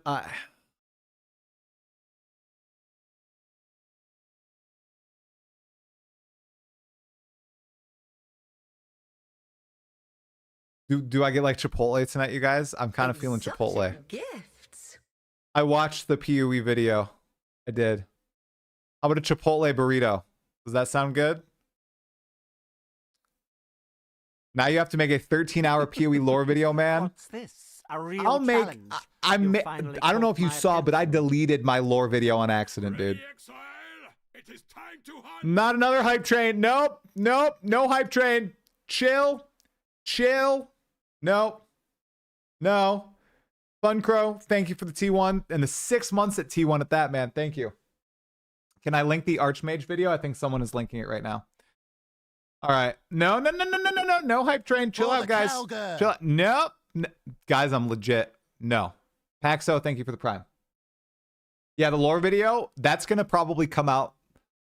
I have Thursday, Friday off because I have Thanksgiving. So I am going to work on the lore video. I really want to get it out this weekend. What you guys don't understand is that the lore video takes a ton more work than basically all my other videos because I fact-checked my fact checks because I don't want to be wrong, and it's all written down, and I'm doing a narrative, and I have to get special art for everything, so it takes a lot longer than like a news video. So thank you for the Prime, Mumbling Fool, and thank you for the Prime, Paxo. Thanks for the membership on YouTube, Boring Dolphin. Challenge. You've finally caught my Woodcut, thank you for the community gifted sub. The prettiest piece makes the whole complete. Ender Shadow, thanks for the Prime. Are there any other questions, you guys, that that were kind of unanswered? Or do you think we're like... Strength isn't everything. You think we're doing good? You think we're eating well, you guys? Will I do a subathon? I have a full-time job. I cannot do a subathon. Exotic gift. I cannot do a subathon because I have a full-time job. No. So... I can't quit, guys. I can't. I have 2 daughters. I have 2 daughters and a wife, and I need to make sure that they are solidly taken care for. I am going hard, though. I mean, tomorrow night we're talking to Neversink. The day after that, we're talking to Ghazi. The day after that, we're talking to, I think, like, is it Zizarin? Like, we're going, guys, the train has only just begun, okay? The train is continuing momentum. We've got Neversink tomorrow. We've got Ghazi the next day. We've got Schwingy and the folks at Forever Exile the day after that. Then on Saturday, we have Ziz and Subtractum. And then Sunday, Ziggy D. Monday, Palsteron. Tuesday, Sir Gog. Wednesday, Gavrin and Aaron Action RPG. Thursday, I'm going for the biggest fish that I can get. And that's all I'll say on that. And then Friday, we log into PoE 2. 12+ hour live stream. It's going to be fun. Okay, you guys? Yep. We're having Ziggy D. Ziggy D's coming on. Yep. Strength isn't everything. It's going to be good, guys. It's going to be good. I can't confirm anything. I cannot confirm anything. I can only say what I am attempting to do. Okay? I cannot do mental distress. What do I do for a living? I am a director at a company. I know. Yep. I anti-glaze at my company. I have to be I don't glaze at my company. Let's just say that. I save my glazing for after hours.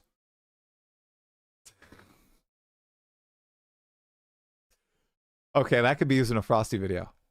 Okay, I gotta ping Frosty about that and say, hey, Frosty, you can use this in a video.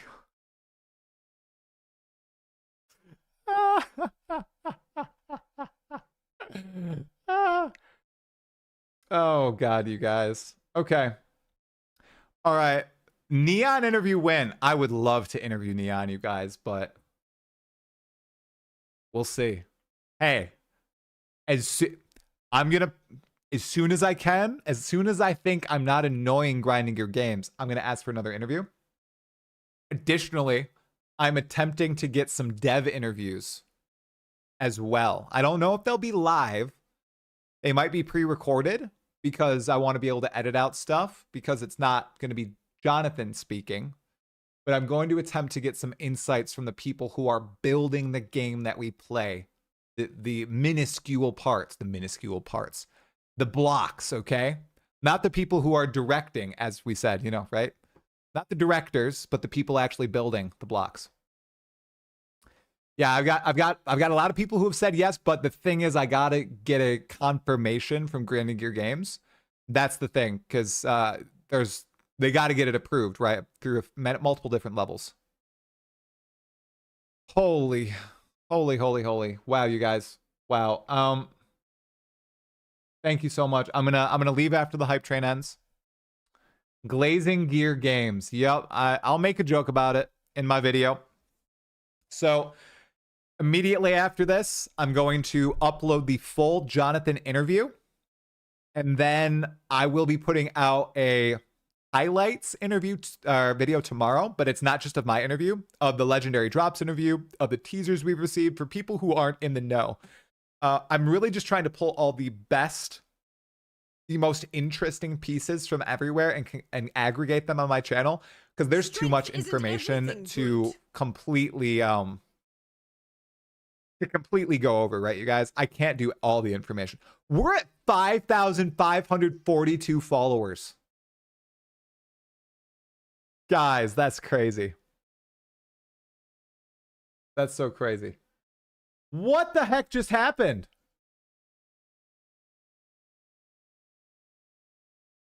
Quantum, did you gift another 10 freaking memberships, dude? Thank you so much. We saw the teaser already, man. We reacted to it. I'm gonna pull it all together in a video. Wait, what do you mean the hype train level 4? No. All right, bro. No, okay. I'm not lying. All right. No, I gotta go eat. We are going to go to the person we speak to tomorrow. You are Never mad, say Exile. Mad, and I love it. DD Archon, thank you for the 5 gifted subs. Cami UK, thanks for the prime. Exotic gift. You guys making me feel bad. Actually, one question, if anybody know, will they be adding skills with each new class? Yes, they are, Zine and PC. Yes, they are. Yep. Exotic 1K gift. subs soon. How many subs am I at? I'm at 891. That's crazy. Oh, Neversink isn't live anymore? Strength isn't everything. Brute. Thank you, Whimsical Fart Fairy. Thank you, Cami UK. Exotic gift. Exotic gifts are back. Why are they back? Why are exotic gifts back? No sleep till 1K. Bro, that's not happening. Thank you, Altengar. Oh, is Lance up? Yep. We can do Lance. For the Calgar. Thank you, guys. Stop subbing. Thank you so much. I'm going to go. I really appreciate all this, you guys. We are going to raid Captain Lance himself. All right, get ready to raid. What are we going to say? Glaze Nation. Glaze Nation. Screw the Talkative Tri-Stampede. Glaze Nation. Oh, PKR. Dude, thank you for the 10 community gifted subs, dude. Thank you so much. We're going to raid, though. And I want everyone to spam Glaze Nation, okay?